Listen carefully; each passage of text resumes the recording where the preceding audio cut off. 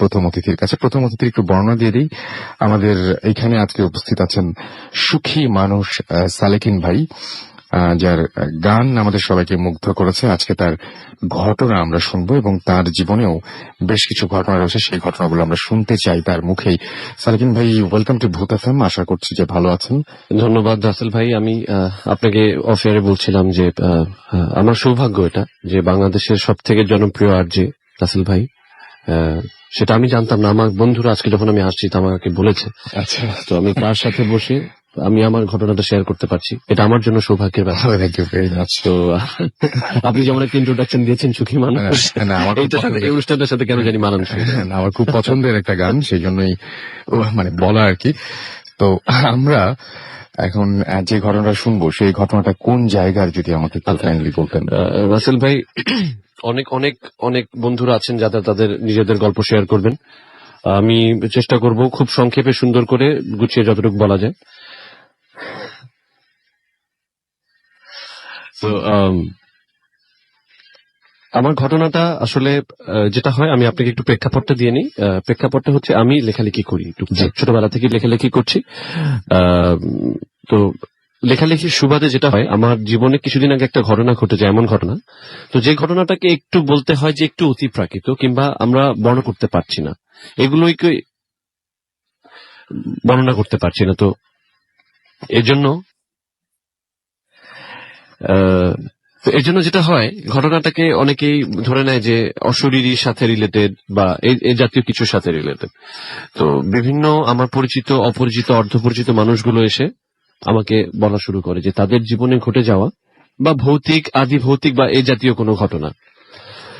তো সেখান থেকেই যে ঘটনাগুলো আমি শুনতে থাকি, তার মধ্যে থেকে কিছু ঘটনা আমার খুবই আলাদা মনে হয়েছে। সেই আলাদা ঘটনার যে এক নম্বর ঘটনা যেটা আমার মনে হয়েছে যে আলাদা, সেটা আমি আজকে আমাদের ভূত এফএম এর বন্ধুদের সাথে শেয়ার করতে চাই। তো ঘটনাটা শুরু হয় 2002 সালে, এবং আপনারা জানেন যে 2002 সাল তখন কিন্তু রাজনৈতিক প্রেক্ষাপটটা অনেক ভিন্ন ছিল। তখন আওয়ামী লীগ ক্ষমতায় ছিলেন না, মানে এখন যারা ছিলেন আর কি। তো এটা যেটা হচ্ছিল যে তখন বিরোধী দল যেটা ছিলেন, আচ্ছা এটা একটু ইম্পর্টেন্ট এটা বলা, না হলে আমি আগাতে পারবো না। তো তখন একটা হরতাল জাতীয় কিছু একটা চলছিল। তো এই ঘটনাটা শুনি হচ্ছে, আমরা যে বাসায় থাকি সেই পাশের বাসার একটা ছেলে, তার নাম হচ্ছে সোহাগ। সে তখন 10ম শ্রেণীতে পড়ে, এসএসসি পরীক্ষা দেয়নি তখনও। তো ওর ঘটনাটা শুরু হয় ওর বাবার সাথে। ওর বাবা হচ্ছে, ওনার বাবার নাম কোচি। তো যেটা হয়, আমাদের ঠিক বাসার পাশেই কোচি ভাই একটা স্লাম চালাতেন আর কি। আমরা আমাদের এলাকার লোকজন বলতাম একটা বস্তি চালাতেন আর কি, এভাবে বলতে পছন্দ করতেন। কিন্তু ইভেন্চুয়ালি এখন উনি বাড়ি বানিয়েছেন, ওখানে থাকছেন, কিন্তু ওর সময় একটা স্লাম চালাতেন আর কি। এবং স্লাম চালাতে গিয়ে যেটা হতো, উনার প্রায়শই বাকবিতণ্ডা হতো, ঝগড়া হতো, এবং পাড়ার সবার কাছে উনি একটা মানে যেটা কি বলে ওই গালাগালি করে, যেরকম একজন মানুষ হিসেবে পরিচিত হয়ে গিয়েছিলেন আর কি। উনি একটা খারাপ রেপুটেশন চলে এসেছিল, এবং দেখা যাচ্ছে যে উনি শান্ত থাকতে পারছেন না, ওনার হাতে তসবি, কিন্তু তারপরেও গালাগালি করছেন, কারণ কোন একটা ঝামেলা হয়েছে ওনার লাইফে। এবং উনি খুব রকচটা মানুষ ছিলেন। এরকম উদাহরণ আছে যে কারো কথা পছন্দ হয়নি, উনি ছিলেন একসময় 1970 সালের দিকে বডি বিল্ডার, মিস্টার ঢাকা হয়েছিলেন। ওনার পেশি বহুল মানুষ। তো উনার রাগ হলে উনি নিজেকে কন্ট্রোল করতে পারতেন না। উনি দেখা যাচ্ছে যে একজনের সাথে রাগ হচ্ছে, তাকে একটা 10 ইঞ্চি ইট ছুঁড়ে তার বুকে ছুঁড়ে মারছে, এবং সে হসপিটালাইজ হয়ে গেছে। এরকম ঘটনাও আমরা প্রত্যক্ষ করেছি। যাই হোক, আমি ওনাকে ছোট করতে চাচ্ছি না, ওনার রাগের একটু ছোট একটা বর্ণনা আমরা আপনাকে দেওয়ার চেষ্টা করলাম। তার সন্তান হচ্ছে সোহাগ, যে এই ঘটনাটা আমাকে বলে। এবং তখন ঘটনাটা শুরু হয়, সোহাগের সাথে তার বাবার ঝগড়া হয়। এবং আপনি বুঝতেই পারছেন, কোচি ভাই, আমরা যাকে কোচি ভাই বলি, কোচি ভাইয়ের রাগের একটা ছোট আঁচ আপনাদেরকে দিলাম। তো এই ঝগড়ার কারণে যেটা হয়, সোহাগ মনে করে যে ওই যখন 10ম শ্রেণীতে পড়ছে, 15-16 বছর বয়স, ওর মাথা গরম হয়ে যায়, ও চিন্তা করে এই বাসা ছেড়েও চলে যাবে এবং কোনোদিনই এই বাসায় সে ফিরে আসবে না। সে বাসা থেকে বের হয়ে যায়। এবং আমি আপনাকে বললাম, যেটা আমি এখন ইলাবোরেটলি বলতে পারছি না, রাজনৈতিক প্রেক্ষাপটটা ছিল তখন হরতাল চলছিল। এবং এই হরতাল চলাকালীন সময় যেটা হয়, সে বাসা থেকে বের হয়ে গিয়ে খুব অপ্রস্তুত হয়ে যায়, সে আসলে কোথায় যাবে। কিন্তু সে এমন কোন জায়গায় থাকতে চায় না যেখানে তার বাবা বা পরিবারের কেউ তাকে খুঁজে বের করতে পারে। আচ্ছা। এরকম একটা সিচুয়েশন তার জীবনে। তো তারপরেও সে কিছুটা রিক্সায়, কিছুটা হেঁটে, কিছুটা বাসে, যেভাবেই পাচ্ছে, তার ধারণা ঢাকা ছাড়তে হবে, তাহলে তাকে আর খুঁজে পাওয়া যাবে না। হুম। এবং যেতে যেতে তার মনে হলো যে সে ফরিদপুর আটরশিতে তার একজন বন্ধু থাকে, তার কাছে যদি সে যেতে পারে, তখন কিন্তু মোবাইল ফোন সেভাবে অ্যাভেলেবল, হুম। কিন্তু সবার হাতে হাতে নেই হাতে আর কি। হাতে নেই। তো সে না জানিয়েই ওর উদ্দেশ্যে রওনা দিয়ে দিল।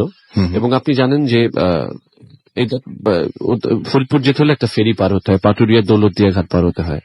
তো ও সেই সকালে বাসা থেকে বের হয়ে গেছে, বিভিন্ন সংগ্রাম করে রাস্তায় এটার উপর উঠে সেটার উপর উঠে কোন রকম ভাবে সে পার হয়ে ওই ফেরিঘাটে গেল।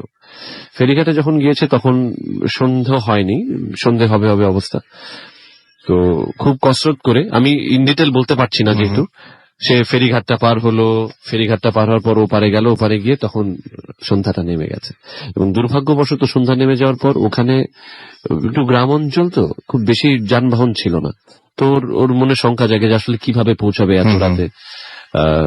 তো ও কোনো একটা পিক আপ ভ্যানের পিছনে উঠে মানে কিছুক্ষণ অপেক্ষা করে, তারপরে সে পিক আপ ভ্যানের পিছনে উঠে ওই আটরশি এলাকাটা পর্যন্ত যাওয়ার একটা প্রচেষ্টা নেয়।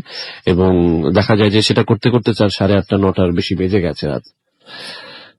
তো সে গিয়ে পৌঁছায় আটরশির উপকণ্ঠে, এবং এখান থেকে তাকে আটরশিতে পৌঁছাতে হবে তার একটা বন্ধুর বাসায়, যেখানে সে আগে গিয়েছিল। সে খুঁজে বের করবে ঘটনাটা। আমার বেসিক ঘটনাটা এখান থেকে শুরু হচ্ছে। আমি একটু আগে যা দিয়েছিলাম সেটা ছিল হচ্ছে যে ওইখানে সে কি করছে। সোহাগ নামে একটা ছেলে বাড়ি থেকে বেরিয়ে গেছে মন খারাপ করে আটরশি যাওয়ার উদ্দেশ্যে, সেখানে গিয়ে অপেক্ষা করতে। এখন যারা শুনছেন বা আপনারা সবাই জানেন যে ঢাকায় 8টা 9টা তেমন কোনো রাত নয়, কিন্তু ওরকম একটা এলাকার জন্য কিন্তু সেটা বেশ রাত। এবং সেই সময়টা কিন্তু হরতাল চলছে, মানুষজনের এত আনাগোনা নেই।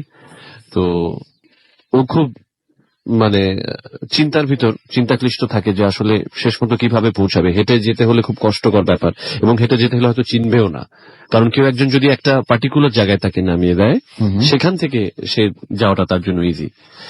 এবং এরকম যখন চিন্তা করছিল সে, তখন খেয়াল করে যে একটা ভ্যানওয়ালা চলে যাচ্ছে।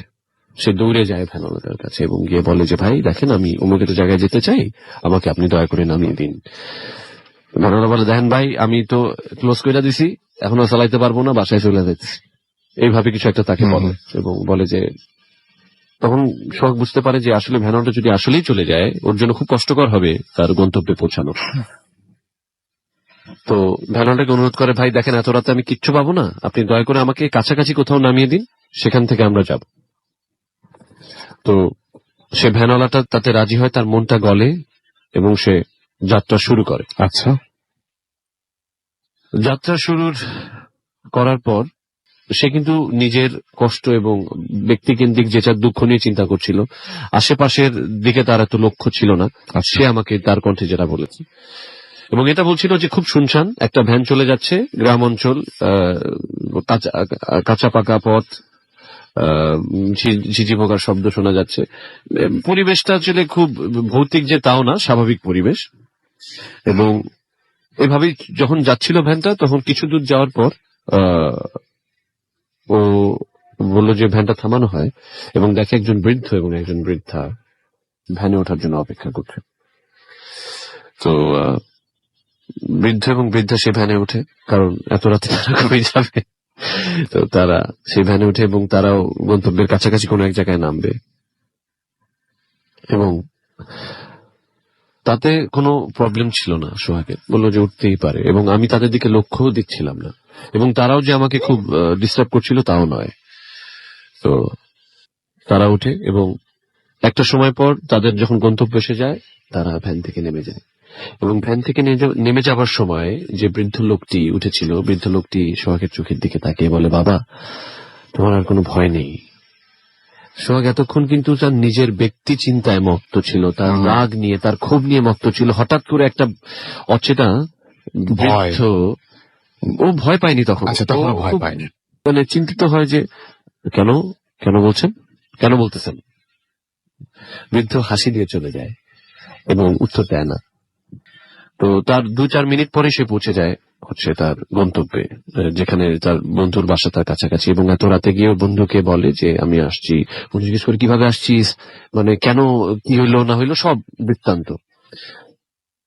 শেষ মুহূর্তে জানতে পারে যে সে এখানে একটা ভ্যান যোগে এসেছে, এবং ভ্যানে আবার এরকম একজন বৃদ্ধ এবং বৃদ্ধা উঠেছিলেন, যে যাকে যে আবার তাকে এরকম একটা কথা বলছেন। তো তখন সোহাগের বন্ধুটা তাকে বলা শুরু করে যে এখান থেকে 1 থেকে 2 মাস আগে এই ভ্যানের কাহিনীটা বলা শুরু করে, যে দোস্ত এরকম ঘটনাটা হয়েছে যে আমাদের এলাকায়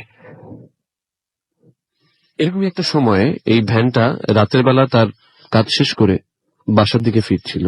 কিছুটা যাওয়ার পথে 2জন পুলিশ তাকে পথরোধ করে, এবং পথরোধ করে বলে, এই দেখ এখানে একটা চাটাই মোড়া আছে, এখানে একটা জিনিস আছে, এটা তোর পৌঁছায় দিতে হইব। কই পৌঁছায় দিতে হইব?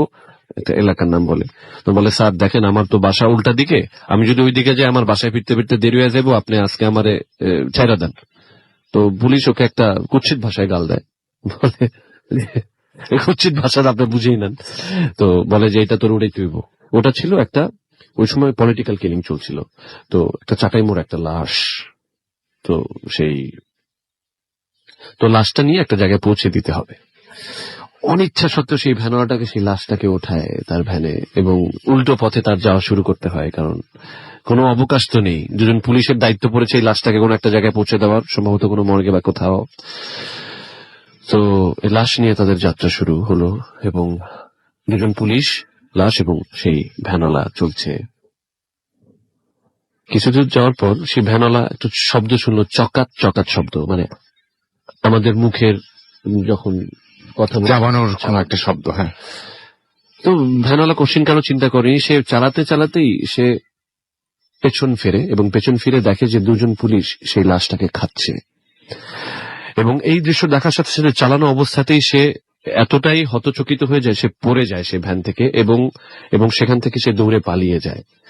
এবং পরের দিন আসে, এবং মানে সে প্রস্তুত ছিল না পুরো ঘটনার জন্য, খুব দ্রুত ঘটে যতটুকু আমরা জানি ঘটনাটা। এবং এসে সে ভ্যানটাকে ঠিকই খুঁজে পায়, কিন্তু 2টো পুলিশ আর লাশ সেখানে ছিল না। আচ্ছা। এবং এরপরে দীর্ঘদিন সেই ভ্যান চালক সেই শখের কারণে ভ্যান চালানো থেকে বিরত থাকে, কিন্তু পেটের দায়, গরিব মানুষ, তাদেরকে সেই পেশাতেই ফেরত যেতে হবে, এবং সে ফেরত যায়। এখন কথা রয়ে যায় যে এটা তো একটা ঘটনা ঘটতেই পারে, এরকম ঘটে গেছে হয়তো ঘটনাটা, বৃদ্ধ লোকটি তাকে কেন বলল, এটাই মেইন প্রশ্ন কিন্তু। হ্যাঁ, হ্যাঁ সেটাই। তোমার কোনো ভয় নেই। তো অনেকের কাছে অনেক রকম ব্যাখ্যা আছে।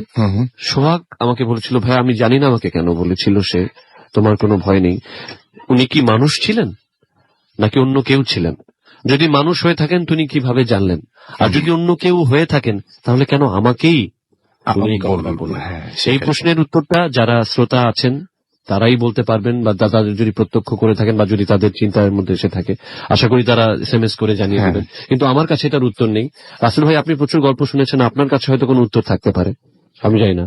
তো আমি আপনার কাছে মানে মেইনলি এখন যদি কাউকে জিজ্ঞেস করি, প্রথমে বলবেন যে পুরো জিনিসটাই কেউ হ্যালুসিনেট করেছে, পুরো জিনিসটা মানে চোখের সামনে ঘটেছে, কিন্তু সেটা সত্যি না। আবার অনেকে বলবেন যে এরকম ঘটনা মানে আমরা এরকম ঘটনা কিন্তু আগেও বেশ কিছু শুনেছি, এরকম ঘটনা বিভিন্ন জায়গায় ঘটে।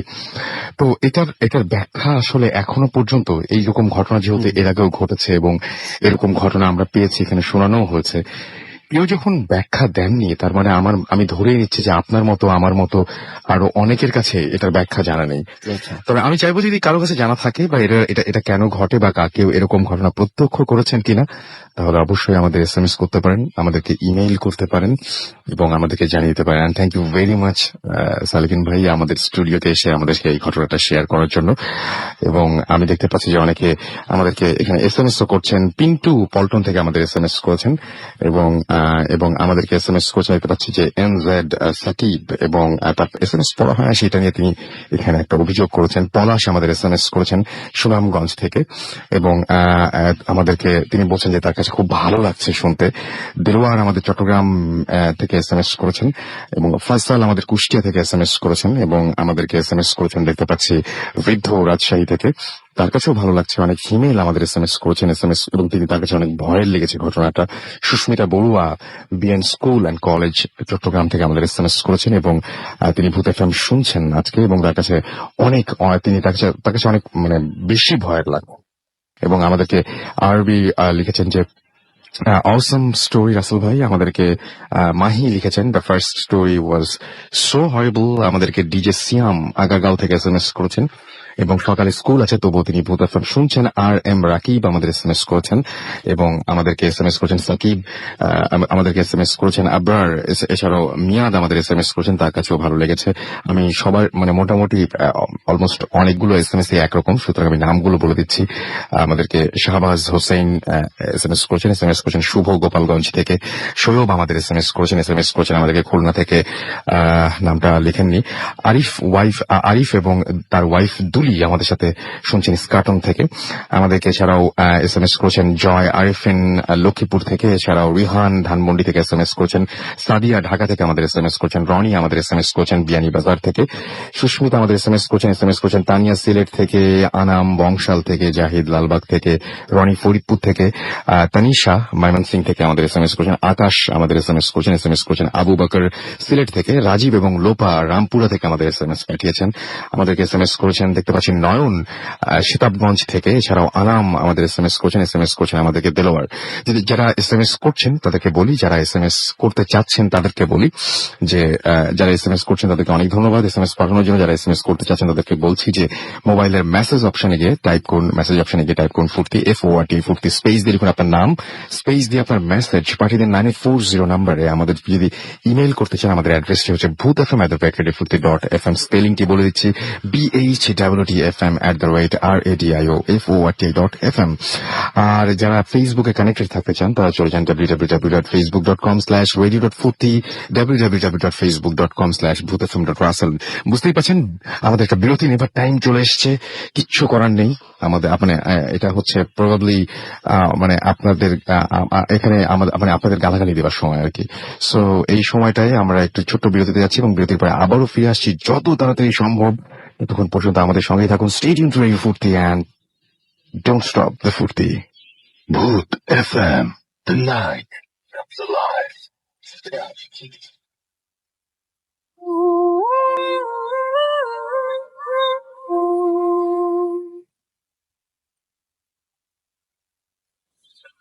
Welcome back. শুনছেন সবসময় রেডিও ফুর্তি 88.0 FM, বাংলাদেশের সর্ববৃহৎ রেডিও নেটওয়ার্ক। আমি রাসেল আছির সাথে, আমার সাথে রয়েছে মাসুম এবং আজকের অতিথিরা, এবং হাড় কাঁপানো সত্যি সত্যি কিছু ঘটনা নিয়ে আপনাদের সামনে আজকের এই এপিসোডটি। আমি বলছি যে আমার মনে হয় এখন পর্যন্ত এই বছর যতগুলো এপিসোড হয়েছে তার মধ্যে ধরে নিতে পারেন বেস্ট এখনো পর্যন্ত আমার মনে হচ্ছে। দেখা যাক ঘটনাগুলো কিভাবে আপনাদেরকেও আকর্ষিত করে বা নাড়া দেয়। আমরা চলে যাব আমাদের পরবর্তী অতিথির কাছে, কোনো কথাবার্তা না বলে তারপরে ফেসবুকের কমেন্ট পড়বো, কারণ এই ঘটনাটা অসম্ভব রকমের ভয়ঙ্কর একটা ঘটনা। এবং আমি সরাসরি চলে যাচ্ছি আমাদের অতিথির কাছে।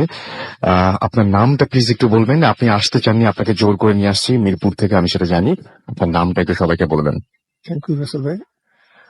হ্যালো লিসনার্স, আমার নাম রিজওয়ান, আমি মিরপুর থেকে এসেছি। ওকে, আমি কেন আপনাকে নিয়ে আসলাম সেটা একটু লিসনারদের বলে দিতে চাই। সেটা হচ্ছে যে সাধারণত যে ঘটনা আপনি বলবেন এখন, এই ধরনের ঘটনাগুলো সাধারণত আমরা যেটা শুনি সেটা হচ্ছে অন্যের মুখ থেকে কেউ শুনে এসে, মানে কাছের কারোর সাথে ঘটেছে।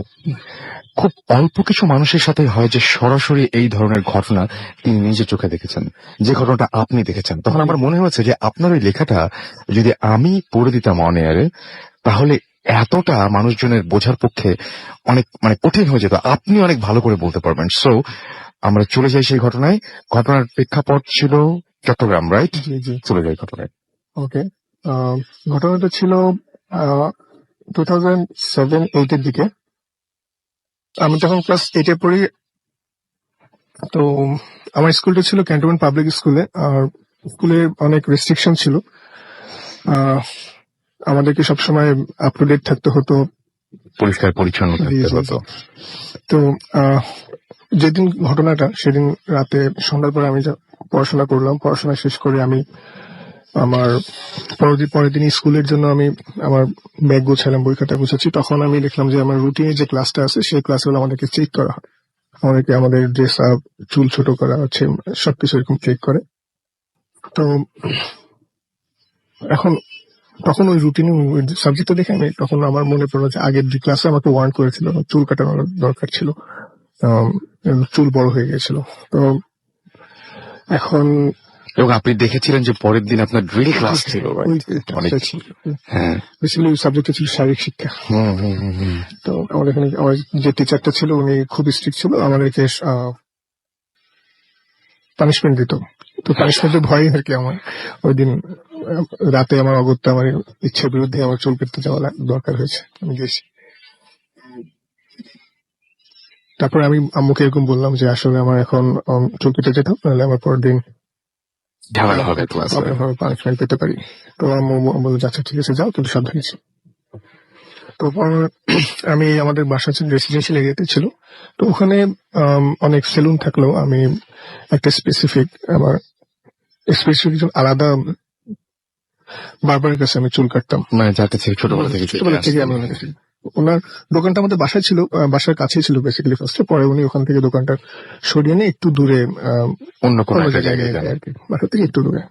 তো আমি বাসা থেকে বের হলাম তখন রাতে 9টা বেশি বাজে, 9:30, 9টা 9:30 এরকম। তো সেলুনে যাওয়ার দুইটা ওয়ে ছিল। একটা ওয়ে ছিল আবাসিক এলাকার ভিতর দিয়ে যে একটা রাস্তা, এখানে সবসময় গাড়ি চলাচল করে। আরেকটা রাস্তা ছিল আমাদের বাসার উল্টো দিক দিয়ে, যে মানে বাসার থেকে যদি সোজা রাস্তা বের হয় তাহলে মেইন রোডটা পড়ে, আর বাসার থেকে যদি উল্টো দিকে যাই তাহলে হলো একটা শর্টকাট ওয়ে পাবো, সেই ওয়েতে দিয়ে আমি সেলুনে যেতে পারবো। এবং সেই শর্টকাট মানে সেই রাস্তাটা ছিল এরকম, এক পাশে ছিল মাঠ, খেলার মাঠ, এবং আরেক পাশে ছিল পুরোটাই মাঠ ছিল, কিন্তু মাঠের অর্ধেকে হচ্ছে একটি স্কুল কনস্ট্রাক্টেড অবস্থা ছিল আর কি। আচ্ছা। তো দুইটার মাঝখান দিয়ে মানুষ হাঁটাচলা করতো। তো আমি সে পথে সে পথ দিয়ে যাচ্ছি। তো বেসিক্যালি ওই স্কুলটা পিছে আপনার একটা সরকারি কোয়ার্টার ছিল, এবং সরকারি কোয়ার্টারের পাশে সরকারি কোয়ার্টার আশেপাশে এমনি আমরা দেখি যে গাছপালা থাকে এমনি সচরাচর। একটু বড় জায়গা নিয়ে। হ্যাঁ হ্যাঁ, একটু বড় জায়গা নিয়ে স্পেস নিয়ে ওরা ইয়েটা করে। আর ওটার পাশে ওই কোয়ার্টারের সামনের দিকে হচ্ছে মাঠ, মাঠের এক সাইডে কনস্ট্রাক্টেড স্কুল ছিল। আচ্ছা। এই দুইটা জায়গার মাঝখানে এই রাস্তা যাওয়ার পথে সেই স্কুলটার পিছেই একটা পরিত্যক্ত রুম, বা একটা পরিত্যক্ত রুমই বলতে পারেন। আচ্ছা। ওখানে সম্ভবত কোয়ার্টারের কোনো গার্ড বা কারো ইয়া ছিল, আপনার গার্ডরা ওখানে থাকতো, কিন্তু পরবর্তীতে ওটা ইউজ হতো না, পরিত্যক্ত অবস্থায় ছিল। এবং ওই ওই জায়গাটা, ওই রাস্তাটা মানুষজন ইউজ করতো না। আর ওই যে বদনাম ছিল নানান ধরনের। আর ওই যে পরিত্যক্ত যে বাসাটার কথা বলতেছি, বা যে রুমটা, বাসা তো বলা যাবে না, ছোট একটা রুম। তো ওখানে আসলে এলাকার ছেলেপেলেরা যারা একটু অসামাজিক ছিল, ওরা ওখানে অ্যাডিকশন বা এই ধরনের ক্রাইম হতো ওখানে বিভিন্ন। ওই পথটা মানুষজন সচরাচর ইউজ করতো না। এখন ওখানে স্কুল হয়ে গেছে, সেই মাঠ এখন আর নেই, সেই মাঠে ওখানে এখন বাড়িঘর হয়ে গেছে। অ্যাপার্টমেন্ট বাড়ি হয়ে গেছে। তো সে সরকারি কোয়ার্টারটা আছে এখনো। আমি ওই রাস্তা দিয়ে যাচ্ছি, যাওয়ার পরে আমি ওই পরিত্যক্ত সেই বাসাটা আমি অলরেডি ক্রস করে আমি যখন সেই সরকারি কোয়ার্টারের যে গাছপালা, চারপাশে যে গাছপালা, সরকারি কোয়ার্টারের সাইড দিয়ে যাবো, জাস্ট ক্রস করার কিছু মানে ক্রস করার পরপরই আমাকে পিছন থেকে একজন ডাক দিল যে এই শুনে যাও। তো ডাক্তার শুনে আমি পিছনে তাকালাম, এবং পিছনে তাকিয়ে আমি দেখলাম যে নর্মালি একটা ছেলে, 25 ইয়ার্স একটা ছেলে দাঁড়িয়ে আমাকে ডাকছে। আমি তখন একটু ভয় লাগলো, কারণ আমি তার কাছে গেছি। যাওয়ার পরে সে আমাকে জিজ্ঞাসা করলো কি নাম তোমার, কই থাকো, এই সে। তার মানে হচ্ছে এলাকার পরিচিত কোনো বড় ভাইটাই হোক। ওকে জিজ্ঞাসা আমি বললাম যে যা সত্য তাই, যে আমি এখানে এরকম যাচ্ছি, আমার পরের দিন এই স্কুলে যেতে হবে, এসে আমার চুল কাটানো দরকার। তো তুমি বললে যে উনিও আমাকে বলতেছে আচ্ছা ঠিক আছে যাও, কিন্তু এত রাতে বের হওয়া তোমার ঠিক হয়নি। আচ্ছা ঠিক আছে, আমি তাড়াতাড়ি বাসায় চলে যাব। আমার কাছে ছিল, বাসায় চলে যাওয়ার সমস্যা নেই, আপনি এবং তখন সব কথাবার্তা একদম নর্মাল। নর্মালি মনে করেন আমার কাছে মনে হচ্ছে সে আমার এলাকা পরিচিত বড় ভাই বা এরকম, সে আমার কাছে জাস্ট কুশলাদি জিজ্ঞাসা করতে পারে Right. এরকম, অ্যাজ লাইক ওয়েল উইশার হিসেবে। একদম। তো আমি তখন আমার ভিতরে কোনো ধরনের ভয় কাজ করেনি। করেনি। কিন্তু ওই যে একটা খারাপ রেপুটেশন ওই জায়গাটার, সেই জিনিসটা কিন্তু ভিতরে একটু হলেও আমার কাছে ফিল হচ্ছিল।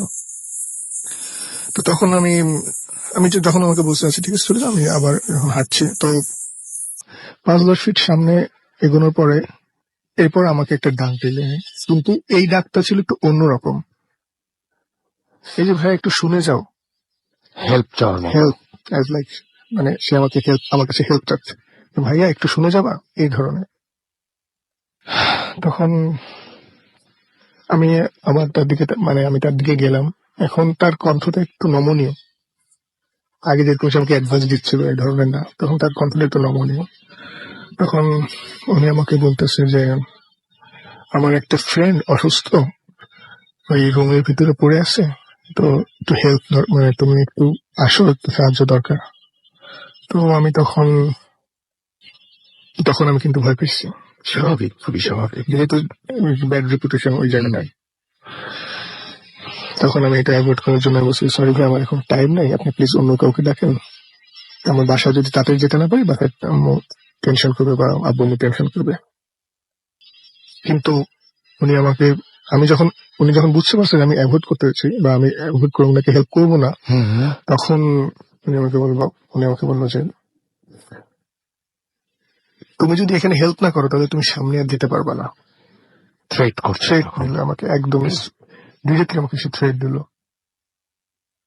তখন আমি কলাপস, আমি মানে তার কথায় আমি কলাপস হয়ে গেছি, আমার আর ভিতরে সাহস নেই যে আমি তার কথার বিপরীতে কিছু করব। তখন আমি তার কথা মতো তার পিছন পিছন চলে সে যে রুমটা পরিত্যক্ত, যে রুমটা ছিল ওইদিকে আমি গেলাম। তো রুমটা ভিতরে ঢুকে তো পরিত্যক্ত রুম, 3 পাশে দেয়ালের মতো, উপরে তো ছাদ আছে, বাট এক পাশে তো দরজা থাকার কথা কিন্তু সেই দরজাটা নেই, এরকম একটা রুম পরিত্যক্ত বা জায়গা। কোনো আলো নেই, যেহেতু এখন ওই রুমের মানে ওই পরিত্যক্ত জায়গাটার অপোজিটে একটা স্কুল যে কনস্ট্রাক্টর হচ্ছিল, সেখানে তো সবসময় লাইট জ্বালানো থাকে রাতের বেলা, সেই লাইটের কিছু আলো সেই রুমের দিকে ঘুরতেছিল। তো রুমে ঢুকার সময় জাস্ট এরকম দেখলাম যে একটা ছেলে ওরকম সেম এজে, কি পড়া ছিল সঠিক মনে নেই আমার, মানে নর্মাল মানুষের যা পড়া থাকে আর কি, সে তার পিঠটা দেওয়ালে ঠেকানো ছিল আর পাটা মাটিতে টান টান করে, মানে স্বাভাবিক মানুষ মাটিতে বসে যেভাবে কিছু হেলান দিয়ে, পিঠে হেলান দিয়ে ওভাবে বসে আছে, মানে কিন্তু তার হাত পা ছাড়ানো, অ্যাজ লাইক সে ফেইন্ট বা সে অজ্ঞান অবস্থায় আছে, এরকম তার সেন্স নেই। এটা হচ্ছে রুমের ভিতরে ঢুকার সময় আমি মানে এটা দেখা গেছে। বাট রুমের ভিতরে যখন ঢুকছি তখন ওই দরজার সামনে দুটো, মানে দরজার মতো যে জায়গাটা, ওখানে যদি 2জন মানুষ দাঁড়ায় তো রুমে তো আর আলো থাকার কথা না। তো আমি যখন জিনিসটা বুঝতে চাইলাম যে কি হয়েছে, আমি বললাম যে এখানে তো একটা মানুষ পড়ে আছে সেন্সলেস, তাকে এখানে তো ডাক্তারের কাছে নিতে হবে, কিন্তু আমি দেখতে চাচ্ছিলাম যে অরিজিনালটার কি হয়েছে, আমার কাছে যে হেল্প চাইছে কি জন্য। তো আমি তখন আলোর জন্য, রুমে তো আলোর দরকার, রুমের আলোর জন্য আমি জাস্ট টার্ন করে পিছনে যে আমার পাশে যে দাঁড়া ছিল বা আমার একটু পিছনে পাশে দাঁড়া ছিল, আপনি একটু সরেন, মানে আমি এটা বলবো যে আপনি সরেন, রুমে আলোতে আমি একটু দেখবো যে কি হয়েছে। আমি যখন টার্ন করে তাকে বলতে যাব সেই মুহূর্তে দেখি সে নেই। ও মাই গড, ওখানে নাই উনি। ওখানে উনি নেই। আমি দেখতে পাচ্ছি আপনি একদম অনেক অফেয়ার যখন শুনছিলাম তখনই আপনি নার্ভাস ছিলেন, এখন অনেক নার্ভাস, এবং আমি বুঝতে পারছি আপনি পুরো দৃশ্যটা মানে এটা পাচ্ছেন। মানে তাৎক্ষণিক ভাবে হইলে মানুষ যে কিরকম লাগে, মানে কিছু বোঝা যায় না যে আমার চারপাশে কি হচ্ছে। হ্যাঁ, এটা আছে মনে হয়। হ্যাঁ, কিন্তু তখন আমি মানে নিজের ভিতরে সাহস রাখার কৃত্রিম চেষ্টা করতেছিলাম, আমি এটা নিজের মনের মধ্যে রাখার চেষ্টা করতেছিলাম যে হয়তো যে ছিল সে হয়তো কাউকে হেল্প, মানে অন্য কারো কাছে হেল্প চাওয়ার জন্য সে বাইরে গেছে, কিন্তু সেটা আমার ভুল প্রমাণিত হয়েছে তখনই যখন আমি সে আলোতে যে মানুষটা পড়ে আছে তার মুখটা দেখলাম, সেই চেহারাটা হইতেছে যে আমাকে ডাক দিয়েছে সেই। ও মানে তার মানে যে আমাকে যিনি help হেল্প চাচ্ছিলেন। চাইছে, এতক্ষণ যে আমাকে একবার ডাক দিল, অ্যাডভাইস দিল, তারপরে রুমের ভিতরে আমি যখন আসলাম এবং সেই চেহারাটা এবং যে মানুষটা রুমের ভিতর পড়ে আছে তার গলায় কাচের টুকরো বিঁধে আছে আচ্ছা, শর্টে। মানে কেউ মনে হচ্ছে হ্যাঁ, কাজ দিয়ে গলাটা আঘাত কাটা করেছে, হয়েছে। হ্যাঁ, কাজ দিয়ে গলায় আঘাত করেছে, যার কারণে সেখানে কাজ বিঁধে আছে, বেশ বড় টুকরো কাছে বিঁধে আছে এবং সেগুলো কাচের বোতলের লাইক। আর সেখান দিয়ে রক্ত বের হচ্ছে না, মাঝে মাঝে ফিনকি দিয়ে বের ফিনকি হচ্ছে। দিচ্ছে। কখন ফিনকি দিচ্ছে মানে গলা দিয়ে মানে এক ধরনের, মানে সে কিছু বলতে চাচ্ছে, এক ধরনের খুব হরেবল একটা সাউন্ড। আমরা যখন এই যে গরু জবাই দিয়ে কোরবানিতে, তখন এই রক্ত যখন বের হয়, যে শ্বাসনালীটা কেটে গেলে যখন একটা আওয়াজ হয়, পানির মতো একটা একটা আওয়াজ হয়, একদম একদম। মানে সে কিছু বলতে গেলে তার মুখ দিয়ে আওয়াজটা বের হচ্ছে, আর ওই আওয়াজটা বের হচ্ছে কিন্তু ওই কাটা জায়গা দিয়ে, এবং সেইখানে রক্তের ফিনকি বের হচ্ছে। মানে কতটা ভয়ঙ্কর, আর মানে এটা যে একটা মানুষকে অজ্ঞান করে দেওয়ার জন্য যথেষ্ট। আর কিছু বলার নেই। মানে আসলে এটা খুবই কেউ চাবে না, কেউ এক্সপেক্ট করবে না যে কারোর সাথে এটা হোক। কিন্তু সেই ঘটনা জায়গাটায়- এখানেও শেষ নয়, কিন্তু ঘটনা এখনো শেষ হয়নি, সুতরাং শুনেন, ঘটনা এখনো শেষ হয় নাই। তারপরে আমি তখন সেই জায়গায়, মানে আমি কি করব, একটা মানুষ হেল্প করতে আসছি, এখন আর উল্টা ভয় পেয়ে আমি ফ্রিজ হয়ে গেছি। আমার করণীয় কি আমি কিছু বুঝতে পারতেছিলাম না সে মুহূর্তে। Class 8, 7 তে তো তখন আমি কয়েকবার তার দিকে আগানোর চেষ্টা করি, কিন্তু ভয়ে আমি তার দিকে আগাতে পারি না। কারণ ওই জিনিসটা মাথায় যে কেন সেই মানুষটা কেন আমাকে ডাক দিল না, আসলে সেই ডাক দিছে, আমি কার চেহারা দেখছি, মানে এই ইকুয়েশন গুলো আমি আমার মাথার মধ্যে মিলাতে পারতেছি না। স্বাভাবিক। তখন আমি যেটা চিন্তা করলাম যে আমি এখানে এভাবে থাকলে আমি বেশিক্ষণ স্টেবল, আমি এখানে বেশিক্ষণ থাকতে পারবো না, আমার কনসিয়াসনেস আমি হারিয়ে ফেলতে পারে ফেলবো যে কোনো মুহূর্তে। আমি এখানে তখন দ্রুত মানে, আর ওই যে তার যে আওয়াজটা, সেই আওয়াজটা মনে করেন যে নিতে পারছিল না। আমি হ্যাঁ। ওটা যতবার আমি শুনতেছি ততবারই আমার মানে ফেইন্ট হয়ে যাওয়ার মতো অবস্থা। তখন আমি তাড়াতাড়ি সেই ওই জায়গা থেকে, মানে যত শক্তি আছে গায়ে, মানে যতটুকুই আছে, আমি শুধু একদিকে মানে চিৎকার করতে পারতেছি না, কিছু করতে পারছি না, জাস্ট মনে হচ্ছে যে আমাকে এখান থেকে যত দ্রুত পারে মানুষের জায়গা, মানে যেখানে মানুষ আছে সেখানে আমার যেতে হবে। তো আমি তাড়াতাড়ি ওখান থেকে খুব দ্রুত সেখান থেকে দৌড় দিয়ে আমি যে সেলুনে যাওয়ার কথা ছিল সেখানে গেলাম। সেখানে যাওয়ার পরে আমি কিন্তু বেসিক্যালি ওখান থেকে ভয়ও পেয়ে গিয়েছি, কিন্তু আমি আবার মনে মনে এটা আছে যে যেহেতু হেল্প চাইছে, আসল ব্যাপারটা কি।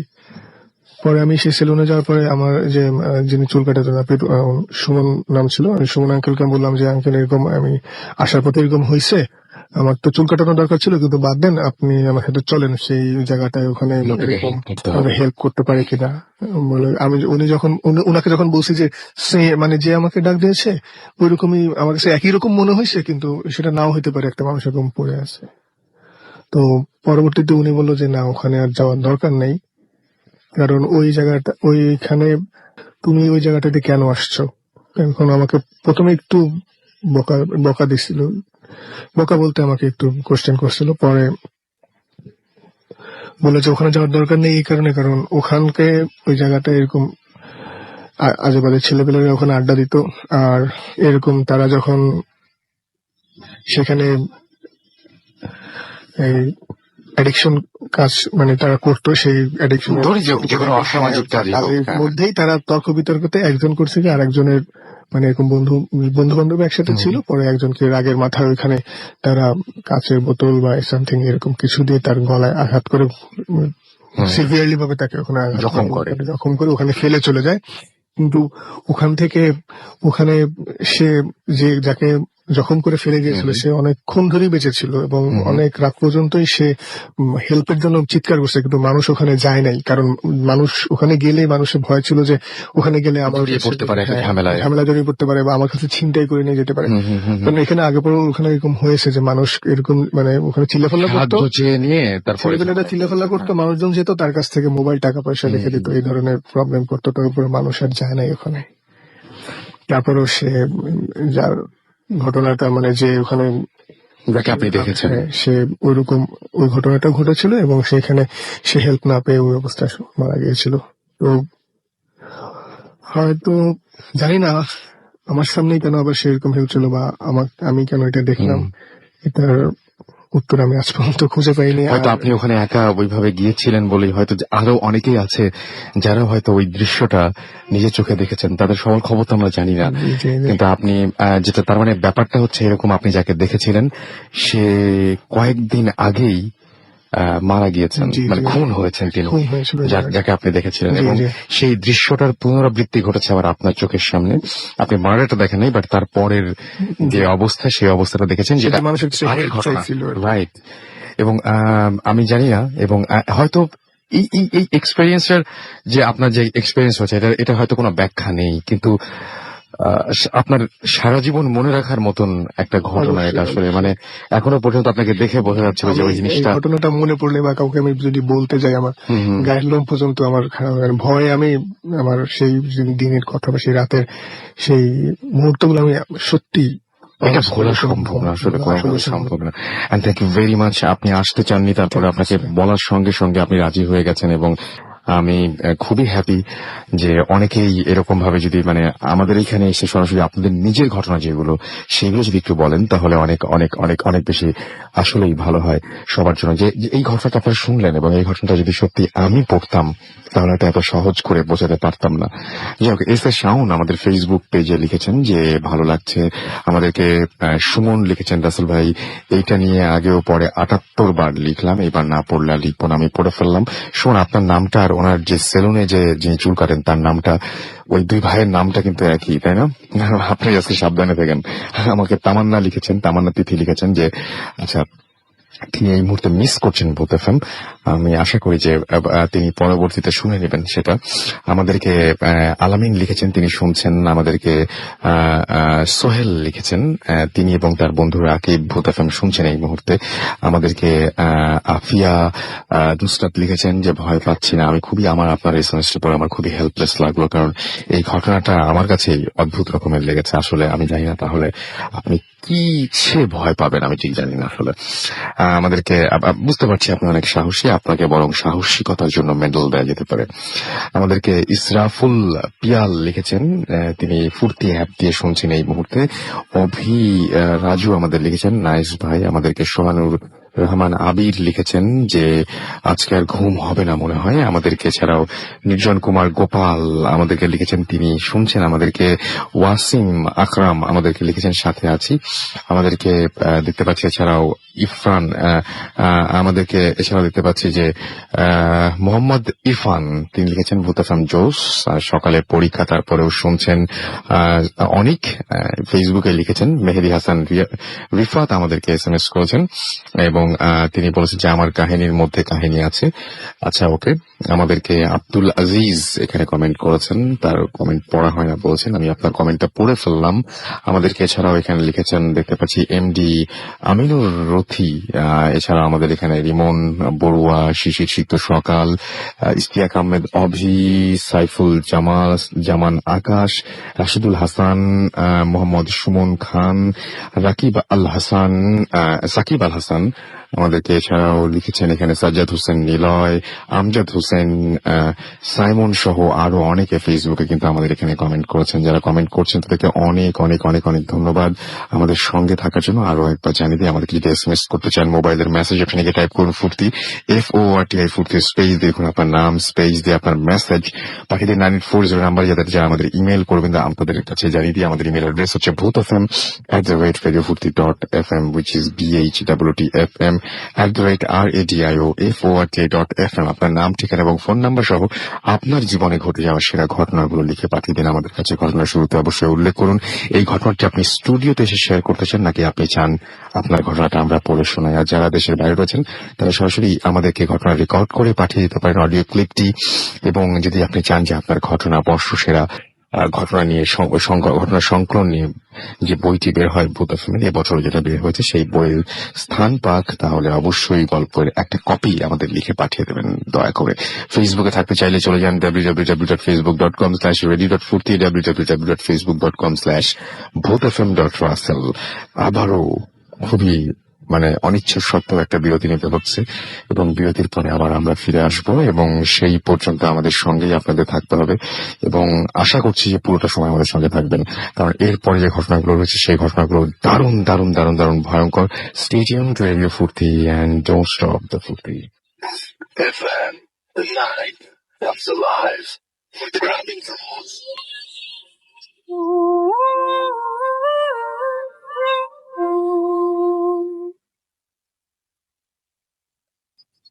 আরো একবার সবাইকে স্বাগত জানাচ্ছি ভূত এফএমে। শুনছেন সবসময় রেডিও ফুর্তি, বাংলাদেশের সর্ববৃহৎ রেডিও নেটওয়ার্ক।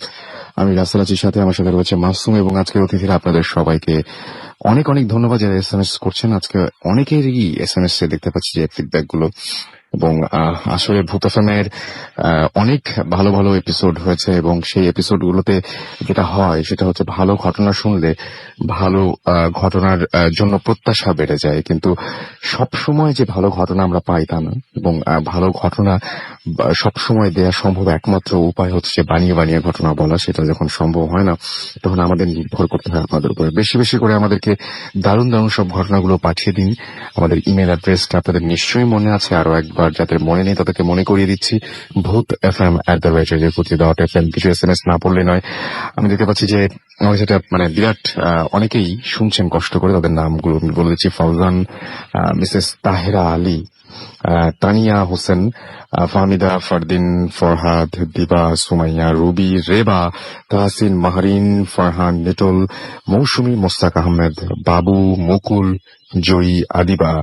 এছাড়াও দেখতে পাচ্ছি মোহাম্মদ আরাফাত আমাদের এসএমএস করেছেন, এবং সেকেন্ড ঘটনার অনেক প্রশংসা পাচ্ছি। মাগফি আমাদের এসএমএস করেছেন, এবং আমাদেরকে বলছেন যে এত ভালো, এত ভয় লাগে তারপরেও কেন যে শুনি, কারণ ভয় পেতে আমরা আসলে ভালোবাসি। এটা খুব সহজ একটা উত্তর হচ্ছে এটাই। জুয়েল ম্যাক্স আমাদের এসএমএস করেছেন, সিলেট থেকে লিখেছেন আই লাভ ভূত এফএম। উন্মাদ আমাদের বনশ্রী থেকে এসএমএস করেছেন, খুব ভালো লাগছে, তার কাছে খুব ভয় লাগছে। সেকেন্ড স্টোরিটার অনেক প্রশংসা করেছেন। ডিজে সিয়াম আগারগাঁও থেকে আমাদের এসএমএস করেছেন, ঘটনাগুলো অসম। আমাদেরকে মিজান সিলেট থেকে এসএমএস করেছেন, রাসেল ভাই রাস্তায় একা একা তিনি আছেন এবং এই মুহূর্তে ভূত এফএম শুনছেন। ফাতেমাতুজ জোহরা দোলন মুন্সিগঞ্জ থেকে আমাদের এসএমএস করেছেন, সেকেন্ড স্টোরিটা তার কাছে তার শুনে অনেক তিনি কষ্ট পেয়েছেন। এবং আমাদেরকে স্বর্ণা আমাদের এসএমএস করেছেন মেরাদিয়া থেকে। এছাড়া আমাদেরকে এস আর বিপ্লব এসএমএস করেছেন, ওয়াহিদ চট্টগ্রাম থেকে আমাদের এসএমএস করেছেন, ফেরারি আশিস আমাদের এসএমএস করেছেন আমাদেরকে Susmita Barua BN school and college থেকে, এবং সেকেন্ড স্টোরির প্রশংসা করেছেন। তিনি বলেছেন যে সেকেন্ড স্টোরির লোকেশন চট্টগ্রামের কোথায়। আহা, আমি তো ভুলে গেলাম, উনি তো এই মুহূর্তে স্টুডিওতেও নেই, উনি একটা মাঠের কথা বলেছিলেন। সিয়াম আমাদের এসএমএস করেছেন আমাদেরকে দেখতে পাচ্ছি সঞ্জি। এছাড়া আমাদের এসএমএস করেছেন দেখতে পাচ্ছি সৌরভ, এবং আমাদেরকে এছাড়াও দেখতে পাচ্ছি ইমরান এসএমএস করেছেন আমাদেরকে। পাপড়ি ভূতের গলি থেকে এসএমএস করেছেন, এবং তিনি বলছেন যে ভয়ঙ্কর ভালো লাগছে। রোমান আমাদের এসএমএস করেছেন, লিখেছেন আই লাভ ভূত এফএম। বৃষ্টি আমাদের এসএমএস করেছেন চট্টগ্রাম থেকে, খুব ভয় পাচ্ছি। ফয়সাল আমাদের এসএমএস করেছেন কুষ্টিয়া থেকে, এবং তিনিও ভয় পাচ্ছেন সেটা জানিয়েছেন আমাদেরকে। ইফিতা আমাদের এসএমএস করেছেন চট্টগ্রাম থেকে। এছাড়াও আমাদেরকে এসএমএস করেছেন দেখতে পাচ্ছি প্রান্ত, আমাদের এসএমএস করেছেন রনি, নয়ন এবং তার ওয়াইফ সঙ্গে রয়েছেন। সেতাবগঞ্জ থেকে এসএমএস করেছেন জুলকার আমাদের এসএমএস করেছেন আমাদেরকে। এছাড়াও দেখতে পাচ্ছি আরো অনেকেই। আপনি যদি এসএমএস করতে চান চলে যান মোবাইলের মেসেজ অপশনে, টাইপ করুন ফুর্তি, FORTI ফুর্তি, স্পেস দিয়ে আপনার নাম, স্পেস দিয়ে আপনার মেসেজ পাঠিয়ে দিন 9847 নম্বরে। আমরা চলে যাব আমাদের পরবর্তী ঘটনায়। আমি যে ঘটনাটা এখন আমরা আপনাদের সামনে নিয়ে আসছি সেটি এই দেশে ঘটেনি, ঘটেছে আমাদের পার্শ্ববর্তী দেশ ইন্ডিয়ায়, এবং সেইখানেই একটা পরিবারের ঘটনা। যে পরিবারের যিনি এখানে আছেন তিনি বলছিলেন যেমন ভাবে সেইভাবেই আমি যদি বলি, তাহলে সেই পরিবারের একটা সুনাম ছিল সেই এলাকায়। সেই পরিবারের অধিকাংশ মানুষ উচ্চশিক্ষিত হবার কারণে হোক বা অধিক মাত্রায় তারা সেই জায়গায় পাওয়ারফুল ছিলেন সেই কারণেই হোক, বা তাদের মধ্যে কেউ ছিলেন ব্যারিস্টার, কেউ ছিলেন সওদাগর, কিন্তু একটা জিনিস তাদের ফ্যামিলিতে শুরু থেকেই ছিল, সেটা হচ্ছে তারা খুবই সেই ফ্যামিলির সবাই খুব পরহেজগার ছিলেন, এবং তারা খুব আল্লাহওয়ালা লোক ছিলেন, এবং সেখানে বাস করতেন তারা 24 পরগনায়। এবং সেইখানে তারা যে ওই পরিবারেরই যাদের ঘটনা বলবো তাদের মধ্যে এই যে জিন ধরে রাখা, বোতলে ভরে রাখা, তারপরে মানুষের বিভিন্ন ঝাড়ফুঁক করা, এই সমস্ত ব্যাপারগুলোর জন্য তারা বেশ পরিচিত ছিলেন ওই এলাকায়। এবং এইরকমই, এবং তারা তাবলিগ জামাতের সাথে জড়িত ছিলেন, এবং সেটার জন্য তাদের বিভিন্ন সময় তারা বিভিন্ন জায়গায় চলে যেতেন। তো কোনো একটা জায়গার ঘটনা তিনি আজকে আমাদের শোনাবেন, এবং ঘটনার মাঝখানে মাঝখানে হয়তো পরিবারের বর্ণনাও তিনি দেবেন। এবং এই ঘটনাটা ঘটেছিল তারা যেখানে থাকেন সেখানে না, সেখান থেকে অনেক দূরে, দিল্লির একটা জায়গায়, রাইট? আপনার নামটা একটু প্লিজ বলবেন এবং আপনি কোথা থেকে এসেছেন একটু জি, যদি আমি বলতেন। মিসেস খান। আমি আপনার ছেলেও আছেন আজকে সঙ্গে, জি। তার ঘটনা আমরা শুনবো আপনার আমি বাসা নিয়ে। ঢাকা থেকে নিয়ে বলছি। তা আমাদের নানার বাড়ি আর কি ইন্ডিয়া। তা আমরা প্রত্যেকে, যখন আমার মায়ের সাথে যাওয়া হতো তখন প্রত্যেক বছরই যেতাম। তারপরে বড় হওয়ার পরে আমরা প্রায় প্রায় গেছি। তারপরে আমাদের বিয়ে হওয়ার পরও গেছি। তা আমার মামা ছিলেন আমার চাচাতো ভাই, উনি এবার অনেক পরেশগার ছিলেন। উনি মানে একটা মসজিদের একটা মাদ্রাসার টিচার ছিলেন। ওটা আকরা, পরে আকরা স্টেশনের সাথেই মাদ্রাসা, বড় মাদ্রাসা। আমার মনে হয় যারা ইন্ডিয়াতে থেকে শুনছেন তারা আপনার জায়গাগুলো বুঝতে পারছেন, সুতরাং হ্যাঁ। জায়গার নাম বললে আরো ভালো হয়, আমাদের আচ্ছা, অসুবিধা নেই। আচ্ছা। হ্যাঁ, আকরার সাথে স্টেশনের সাথে একটা মানে মাদ্রাসা, ওনার টিচার ছিলেন। তা উনি অনেক মানে ঝাড়ফুঁক করতেন, বা অনেকের অসুখ বিসুখ বা মুসলিম অমুসলিম সবাই আসতেন ওনার কাছে।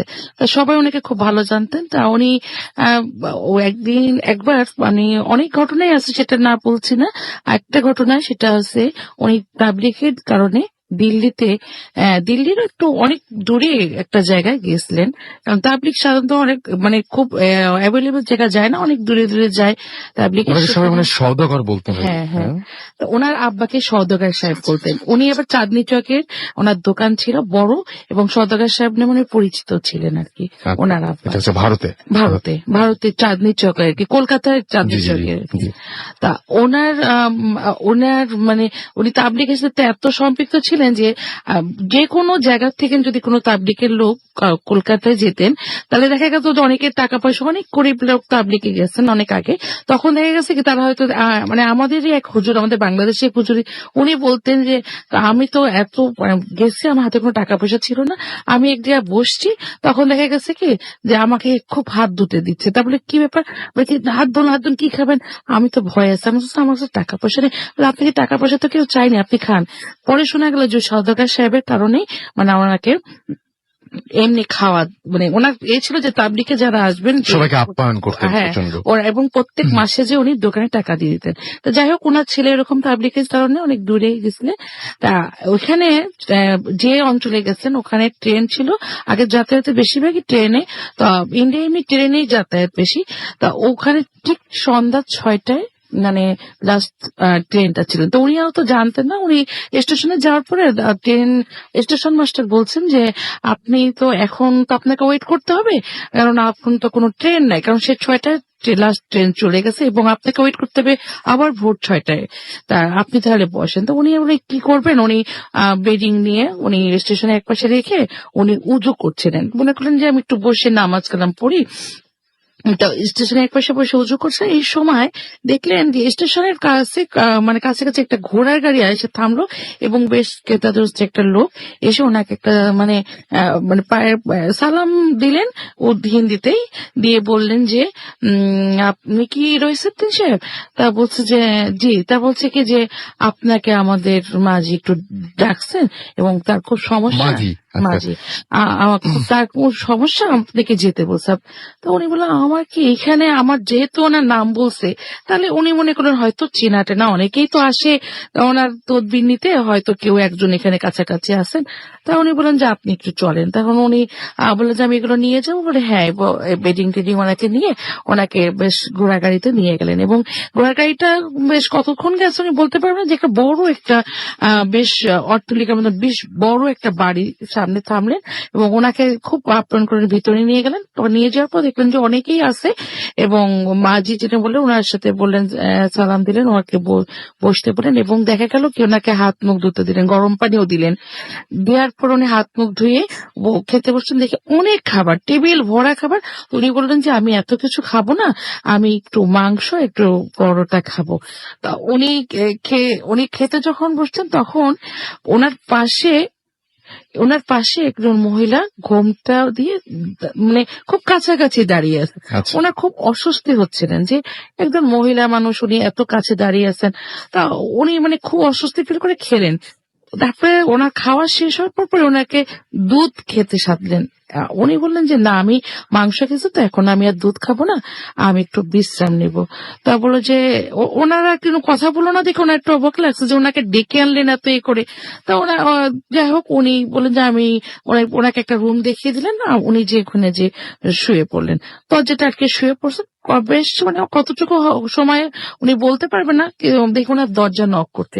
তো উনি একটু বিরক্ত হলেন যে এত বাচ্চা আবার দরজা নক করছে।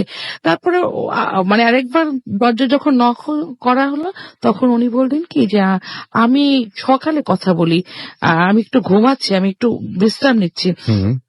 তারপরে কোনো কথা ওখান থেকে আওয়াজ আসেনি, আবারও নক করলেন। এরকম 3 বার করার পরে 2-3 বারই হয়েছে উনি দরজা খুললেন। দরজা খোলার পর দেখি সেই যে ঘোমটা আলা মহিলা, উনি তখন ওনার হাতে একটা বলে কি এটা ধরেন, আর আর একটা কথা ছিল আপনার সাথে, আমরা কিন্তু কেউ জীবিত না, আমরা সব মৃত, এবং আমরা 19 জন এই বাসায় পুড়ে গেছি, কি পুড়ে ধরিয়ে মারা গেছি। দিয়েছিলেন হাতে? হাতে কি ধরিয়ে একটা দিয়েছিলেন? কাগজ ধরিয়ে দিলেন এবং বললেন যে আমরা কেউ জীবিত না, আমরা সব মৃত, এবং এই কাগজের যে নামগুলো আছে আপনি তাদের নাম একটু দোয়া করে দিবেন। কি অদ্ভুত ঘটনা। একটা এই কাগজটার যে নামগুলো আছে একটু দোয়া করে দিবেন, আর আপনি এখনই এই মুহূর্তে চলে যাবেন এখান থেকে, আপনি আর এখানে থাকবেন না। তখন উনি তো যেহেতু এইসব ব্যাপারে উনি যেহেতু আছে ওনার পরিচিত, উনি অনেক মানে দিন অনেক ছাড়িয়েছেন, গিয়েছিলেন, হ্যাঁ। হ্যাঁ। আর এবং এইসব ব্যাপারে ওনার যে মাদ্রাসায় যেতেন আসতেন পথে অনেক সময় অনেক রকম ঘটনা ঘটেছে ওনার, এবং সেইগুলো নিয়ে উনি অভ্যস্ত ছিলেন। যার জন্য উনি করলেন কি, ওনার কথা মতো উনি সঙ্গে সঙ্গে বাসার থেকে মানে ওই অবস্থায় উনি তাড়াতাড়ি বের হয়ে পড়লেন, এবং বের হয়ে পড়ার পর দেখা গেছে উনি কিভাবে আসছেন জানি না, যাই হোক উনি স্টেশনে আসার পরে দেখা একটু সকাল সকাল আসছে, তখন স্টেশনে আসার পরে কি আপনি কোথায় গেছিলেন? তখন উনি বললেন যে আমাকে একজন নিয়ে গেছিল, ওইখানে একটা বড় বাড়িতে নিয়ে গেছিল। তখন স্টেশন বলে এখানে বড় বাড়ি তো কোনো বড় বাড়ি নাই। তখন বলে কি না আমাকে নিয়ে গেছে, বলে কি না এখানে তো ছিল অনেক আগে, তা সেটা তো পুড়ে টুড়ে গেছে।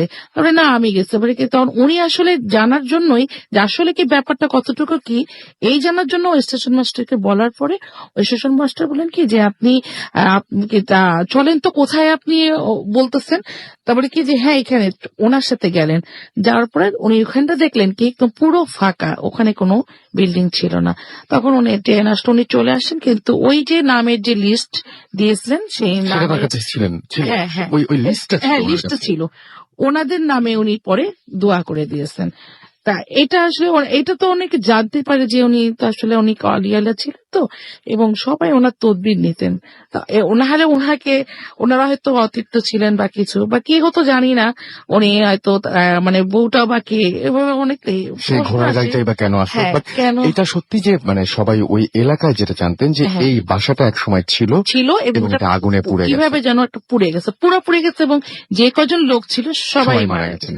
এবং তারা কি আসলে 19 জন ছিলেন ওই বাসার মধ্যে? এইটা ঠিক জানি না, কিন্তু কিন্তু 19 ওই জনের নামের হ্যাঁ একটা list 19 জনের নাম লেখা লিস্ট ছিল, এবং বলল যে আমরা কিন্তু কেউ, ওই মহিলা বলল যে আমরা কিন্তু কেউ জীবিত না, সবাই কিন্তু আমরা মৃত।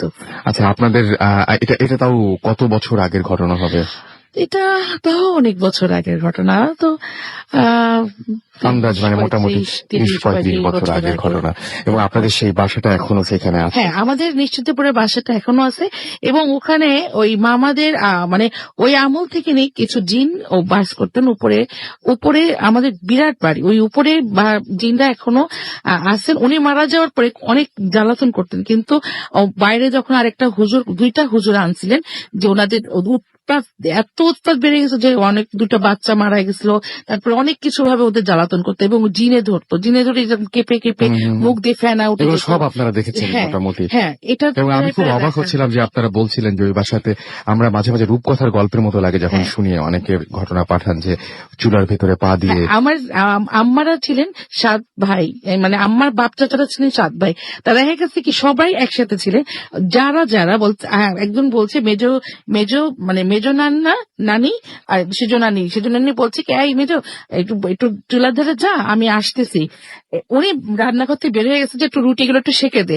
তা উনি যখন আবার ফিরে আসে দেখে কি দরজার কাছে দাঁড়াচ্ছে, দেখে কি হাত পা, আমরা তো মানে গল্পে শুনতাম যে হাত পা চুলের মধ্যে দিয়ে আগুন জ্বালাচ্ছে, দেখে কি ঠিক হাত পা সব ঢুকায় ঘোমটা পরে কে জানি বসে আছে। তখনই উনি বুঝে গেছে যে কিছু একটা, উনি আর কোনো কথা না বলে উনি চলে আসছে। তা ওটার পর দেখা গেছে কি আর নাই, কিন্তু এরকম দেখতেনি। ওকে, আমরা আবারও আপনার কাছে ফিরে আসবো ইনশাল্লাহ। তার আগে আমরা কিছু SMS বা কিছু কমেন্ট পড়ে ফেলি। আমাদেরকে অনেকেই বলছেন, তানভীর সার্বিক আমাদের বলেছেন যে কমেন্ট পড়েন না কেন, পড়ে ফেললাম আপনার কমেন্ট। আমাদেরকে নিশান শাহিন ফেসবুক থেকে পড়ছি, তিনি লিখেছেন খুব ভালো লাগছে। সাজিব খান আমাদের SMS করেছেন এবং তিনি আরো ভয় পেতে চান। আমাদেরকে শিবম SMS করেছেন, শুনছেন ভালো লাগছে। এবং আমাদেরকে প্রহর হোসেন মাসুম SMS করেছেন। যারা ফুর্তি অ্যাপ দিয়ে যারা ইন্ডিয়া থেকে শুনছেন তাদেরও কিছু মতামত চাই ফেসবুকের মাধ্যমে, আপনারা তো জানাতেই পারেন সেটা আমাদেরকে। এছাড়াও দেখতে পাচ্ছি মোহাম্মদ আশিকুর রহমান লিখেছেন যে তিনি শুনছেন, এবং আমাদেরকে রুবেল হৃদয় লিখেছেন যে ভয় রীতিমতো শীত লাগছে যদিও এখন গরমকাল। আমাদেরকে সৌরভ SMS করেছেন, এবং আমাদেরকে দেখতে পাচ্ছি মোহাম্মদ ইসমাইল হোসেন SMS করেছেন, এবং তিনি 2011 সাল থেকে রেগুলার তিনি শোনেন। এবং thank you very much, thanks for being with us. আমাদেরকে আরিফ আহমেদ বিপ্লব লিখেছেন, এবং আমাদেরকে লিখেছেন যে জেসি দে কমল, অনেক ভালো লাগছে তার কাছে। শামীম রেজা আমাদের SMS করেছেন। এছাড়াও আমাদের SMS করেছেন, দেখতে পাচ্ছি SMS না, এগুলো কমেন্ট। এবং দেখতে পাচ্ছি যে এছাড়াও আমাদের এখানে কমেন্ট করেছেন আরো অনেকেই, এবং অনেক ভয় লাগছে লিখেছেন তুষার শুভ্র। এছাড়াও অনেকে কামাল আজাদ লিখেছেন অসম লাগছে। ও অফি রাজু আমাদের SMS করেছেন আমাদেরকে, শামীম রেজা রানা সহ আরো অনেকে। আপনি যদি কমেন্ট করতে চান চলে যান www.facebook.com/radio.furti, অথবা চলে যেতে পারেন www.facebook.com/bhutfm.russell। আমার স্পেলিংটি বলে দিচ্ছি BH, আচ্ছা আমার নামের স্পেলিংটা বলে দিই RUSSELL, বাকিটা আপনারা জানেন। এছাড়া আমাদের যারা SMS করবেন তারা চলে যান bhutfm@radiofurti.fm অ্যাড্রেস নিয়ে পাঠিয়ে দিন আপনার ঘটনাগুলো। এছাড়া আমাদের যারা SMS করবেন তারা চলে যান মোবাইলের মেসেজ সেকশনে, সেখানে গিয়ে টাইপ করুন ফুর্তি FORTI, ফুর্তি স্পেস দিয়ে লিখুন আপনার নাম, স্পেস দিয়ে আপনার মেসেজ পাঠিয়ে দিন 9840 নাম্বারে। 2 নম্বর স্টোরিটার এখনো প্রশংসা পাচ্ছে জামিল এবং রাসেল। জামিল আমাদের SMS করছেন, হাই রাসেল ভাই আপনাদের আচ্ছা তিনি এই মুহূর্তে মিস করছেন ভূত এফএম সেটা জানিয়েছেন। আশিক আমাদের SMS করছেন ফরিদপুর থেকে।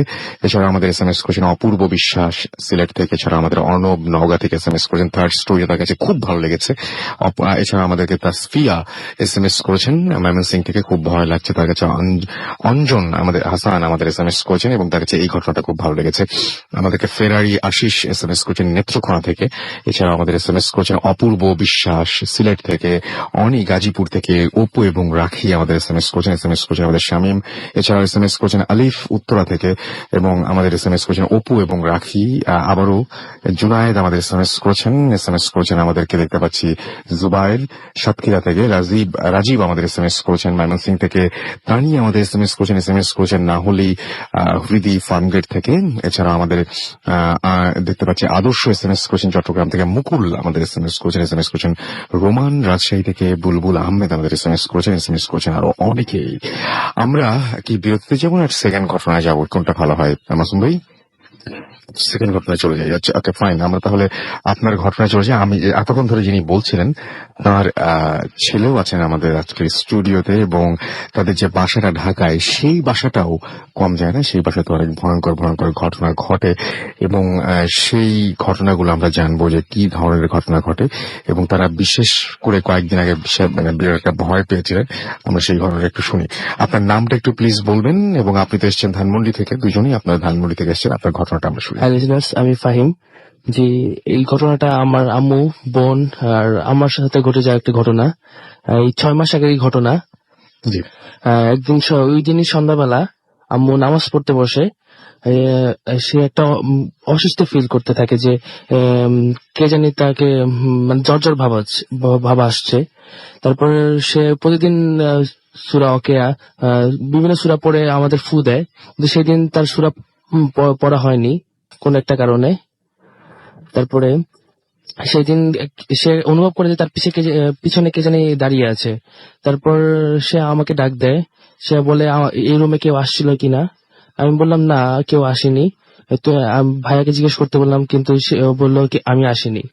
তারপর ওই দিনই অপর খুব মাথা ব্যথা ছিল, সে 9টার দিকে ঘুমিয়ে পড়ে মাথা ব্যথার কারণে। তারপরে রাত 11টার দিকে সে ঘুম থেকে আম্মুকে ডাকতে থাকে। আম্মু ছিল ভাইয়ার ঘরে, আর ভাইয়ের ঘরে ছিল। তখন সে আম্মু আসে, বলে ফাহিম পেপার নিয়ে কি করছে। আহ, আমি তখন আম্মু বলে ফাহিমের রুমে পড়ছে, ও পেপার নিয়ে কিছুই করছে না। তারপরে ওই দিনই খাওয়া দাওয়া করে আমরা 1টার দিকে ঘুমিয়ে পড়ি। আর ভাইয়া অসুস্থতার কারণে সে এক রুমে শোয়। আর আব্বু না থাকলে আমি ফ্লোরিং করি, আর আম্মু আর আপু আম্মুর রুমেই খাটে শোয়। আচ্ছা। আর ফ্যানটা এক পাশে হওয়ার কারণে আমরা খাটের পাশে একটা ছোট টেবিল ফ্যান রাখি।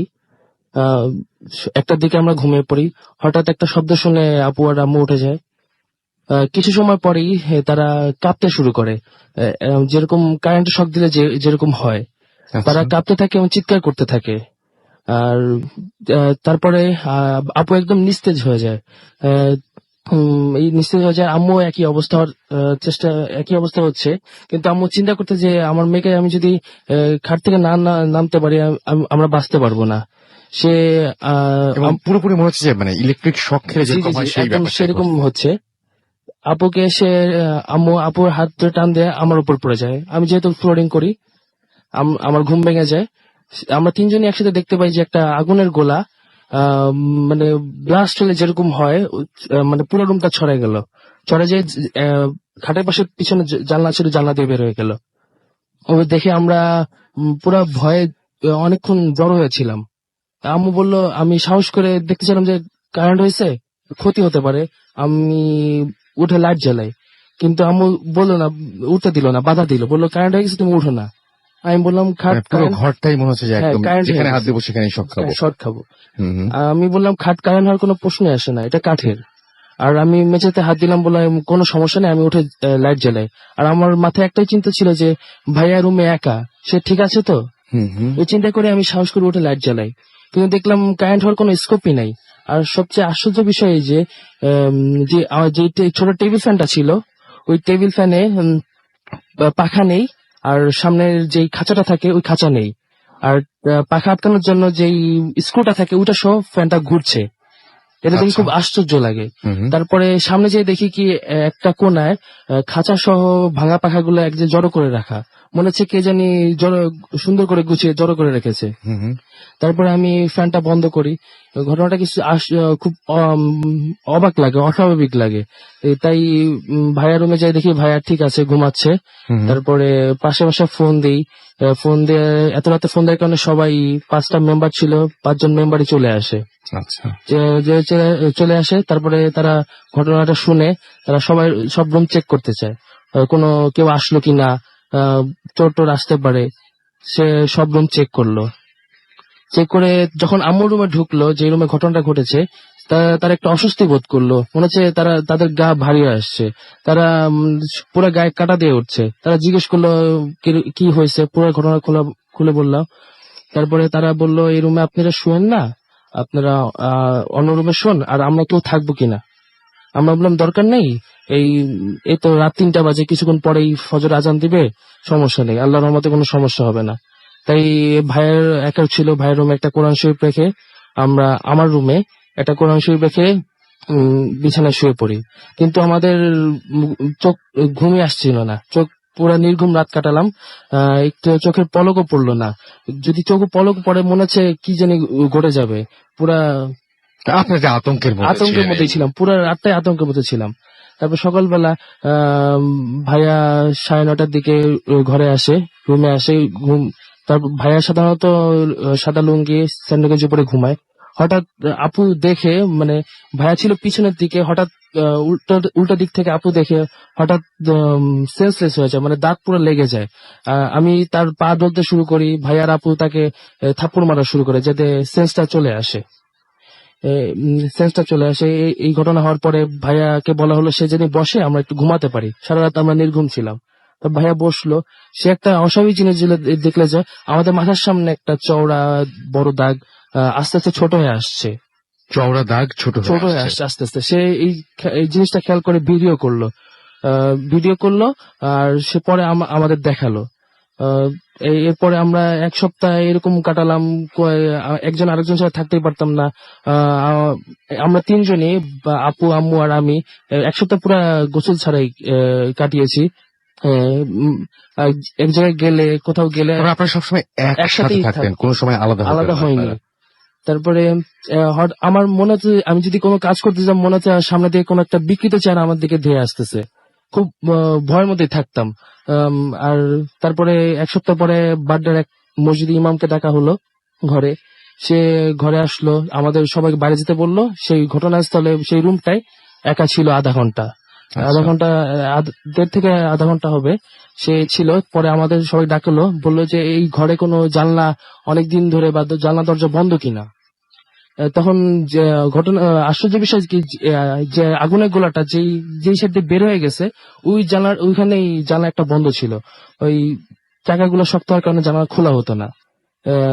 তারপরে আমাদের পড়া পানি দিল, ঘরে ছিটানোর জন্য পানি দিল, আমাদের গোসল করার জন্য পানি দিল, ঘরে ছিটাতাম। আপনাদের মুখে পানি দিয়েছিল বলে? বলছে যাতে ভয়টা কেটে যায়। এবার তিন দিন পানি দিয়ে বললো কিছুটা ভয় কমেছে, কিন্তু এই আতঙ্কটা যায়নি। আমরা এখনো ঘুমাতে পারি না ঠিক মতো। আচ্ছা, আমি যদি ওনার কাছে শুনি জিনিসটা, মানে আমি যদি বলি যে আপনাদের এই সমস্যাগুলো কি এখনো চলছে বাসায়? হ্যাঁ, এখনো চলছে। কারণ ওই যে ওর যেটা বললো যে আসলে যে আতঙ্কটা, মানে ও তো আসলে বোঝেনি এভাবে, কিন্তু ও যে হুজুরটা আসলে যে পানিটা দিয়ে মানে দিল, বললো যে কার গায়ে জোর কষে, মানে উনি যখন দেয় বলে যে কার গায়ে যত জোরে দেবে সে এই পানিটা দিতে পারবে। তখন বলে যে উজু করে আসো, আমার বড় ছেলে বলে আমি জোরে দেবো, মানে এত জোরে দিচ্ছে যে মুখটা জ্বলে গেছে। পানিটা নিয়ে খুব জোরে 3 বার করে মারতে বলো। ওর পরে থেকে মনে হলো যে না, আমাদের চোখের সামনে যে একটা ভয়ঙ্কর ভাবটা ওটা চলে গেছে। আপনার কি মানে বাসার মেম্বাররা অনেক সময় অস্বাভাবিক, এই যে আগুনের গোলা দেখেছেন, এছাড়া অস্বাভাবিক কিছু চোখে পড়ে আপনাদের? অস্বাভাবিক কিছু চোখে পড়ে না, কিন্তু আমাদের যে বাসার একটা ইয়ে আছে যে কোনো ঘড়ি ঠিক থাকে না। আর মাঝে মাঝে ঘড়ি ঠিক থাকে না, ব্যাপারটা কিরকম? ঘড়িটা দেখা গেল কি, ঘড়ি আমরা আনলাম কিনে, একটা বাসায় তো ঘড়ি, দেয়াল ঘড়ি থাকবেই বা যে কোনো একটা ঘড়ি থাকবে, টাইম তো দেখাই লাগে। সেই ঘড়িগুলো দেখা গেল কি একদিন চললো বা 2 দিন চললো, তারপরে অটোমেটিক উল্টো পাল্টা টাইম বন্ধ হয়ে যায়। দেখা গেল কি হাত ঘড়ির ক্ষেত্রে হয়, হাত ঘড়ির ক্ষেত্রে হয়। যেমন আমার বোনটা মাঝে মাঝে খোলা টোলা আসলে, পরীক্ষার সময় আসে, দেখা গেল কি সে ঘড়িটা খুলে রাখছে, দেখা গেল টাইম, সে ঘড়িটাই বন্ধ, মানে সে ঘড়ি নিতে পারে না যে যাবে, যে পরীক্ষা দিতে যাবে তার কোনো ওয়ে থাকে না। আর তারপরে এরকম অনেকেই গিফট করতো, যে আমাদের এই ঘড়ির রহস্যের জন্য সবাই খুব মজা করে গিফট করতো, কিন্তু সে ঘড়ি দেখা গেল 2 দিন পরেই নষ্ট। তারপর আমার বোন একটা দিচ্ছিল ডিজিটাল ঘড়ি, যেটা কারেন্টে দিয়ে রাখলে চলবে, সেইটাও 2 দিন পরে ওইটাও নষ্ট হয়ে গেছে। কিন্তু তারপরে এই তো আসি। আর আমাদের দেখা গেল কি মাঝে মাঝে মনে হয় কি, আমাদের একটা লেদার চেয়ার আছে, কে যেন চেয়ারের উপর বসলে যে একটা কচকচ করে আওয়াজ হয়, ওই আওয়াজটা মানে হয়। আর উঠে গেলেও যে একটা আওয়াজ বুঝি, সেটা বোঝা যায় একজন কেউ উঠে যাচ্ছে।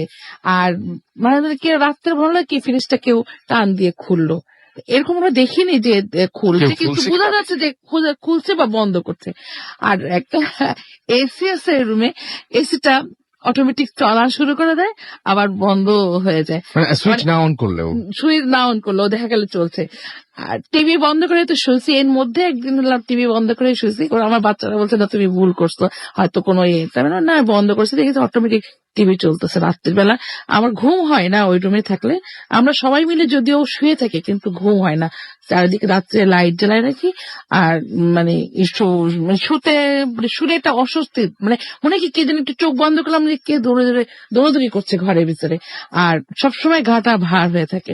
আর আমার মেয়ে যখন আগে শুতো, আমরা তো বুঝতাম না, কারণ বাসা তো কোনো সময় অস্বাভাবিক কেউ চিন্তাই করে না। আর আমরা যেখানে কারেন্ট আছে, দৌড়াদৌড় হচ্ছে, আমরা তো এগুলো চিন্তাই করবো না যে কোনো অস্বাভাবিক, কিন্তু এটা হয়।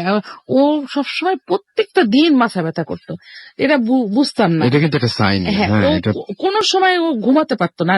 প্রত্যেকটা দিন ওর মাথা ব্যথা করতো, সন্ধ্যা হলে ওর মাথা ব্যথা, আবার সকালে উঠতো মাথা ব্যথা নেই।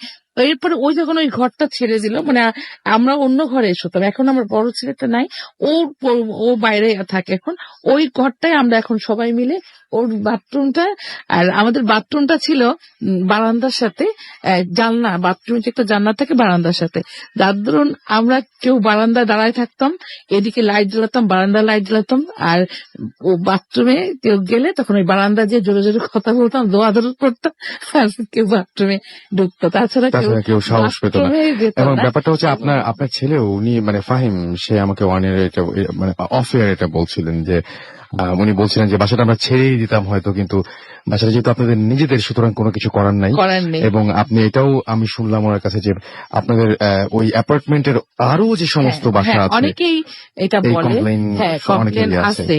আছে এবং অনেকেই দেখেছে। তারপর উপরে একটা মসজিদ তৈরি করার পরে একবারও আসলে অনেকে ফ্ল্যাট বাড়িতে থাকলে যাটা হয়, কারোর সাথে কারোর কথা হয় না, দেখা হয় না, কিন্তু মানে সবাইটা মানে ফিল করে। দেখা গেল হঠাৎ করে একটা অনুষ্ঠান হলো, যারা হয়তো মালিক পক্ষ দাওয়াত দিল, আমরা হয়তো বললাম, দেখা গেল কি একজন বলছে যে না এরকম ঝামেলা এরকম আছে। ঝামেলা এবং আছে। আপনারা বেশ ওপরে একটা মসজিদ দিয়েছেন আপনাদের সবার জন্য, এবং জি, জি। তারপর থেকে সমস্যা এখন হ্যাঁ, অনেকটাই কম। সমস্যা অনেকটাই কম। এবং এই যে জানলা খোলা ব্যাপারটা, এই জন্য আসলে ঘর বাড়ি সবসময় খুলে বাইরের একটা সংযোগ রাখা দরকার। একদম।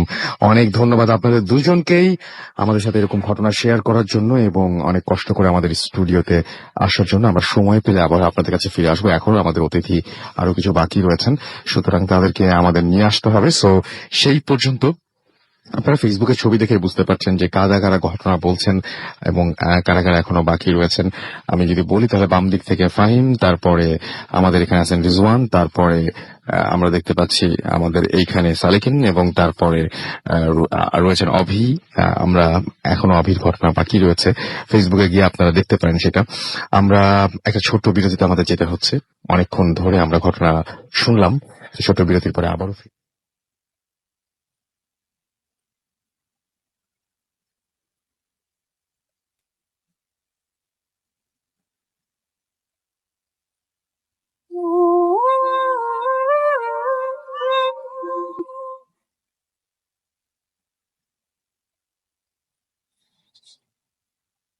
ভাবুন তো একটা বাড়ির কথা, আপনার বাসাটার কথা, যে বাসাটায় আপনি এখন যদি এই মুহূর্তে আপনি ঘরে থাকেন, তাহলে আপনি একবার আপনার ঘড়ির দিকে তাকান, দেখেন ঘড়িটা ঠিক আছে কিনা। আপনি যদি এই মুহূর্তে গাড়িতে থাকেন, তারপরেও বলবো যে আপনি আপনার ঘড়ির দিকে তাকান, একটু খেয়াল করুন যে মাথাটা ব্যথা করছে কিনা।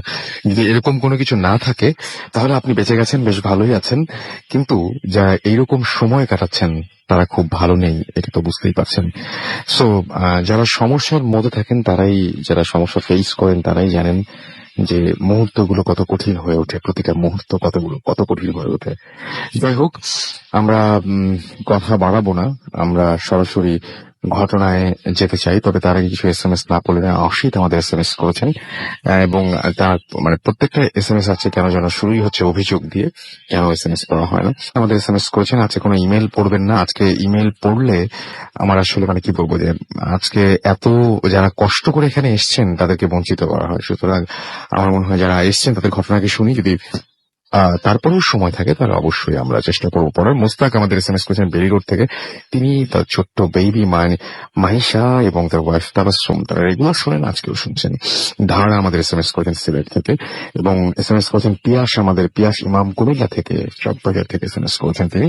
এবং আমাদেরকে SMS করেছেন দেখতে পাচ্ছি ইনাম বংশাল থেকে, থার্ড স্টোরি তার কাছে অসম লেগেছে আমাদেরকে। প্লাস মিজ SMS করেছেন আজকের এপিসোড জোস হচ্ছে। আমি বলেছিলাম যে প্রবাবলি আজকের এপিসোডটা এই ইয়ারের বেস্ট এপিসোড। এখনো পর্যন্ত আমি এতগুলো ঘটনা একসঙ্গে এত ভালো ঘটনা পাইনি আসলে।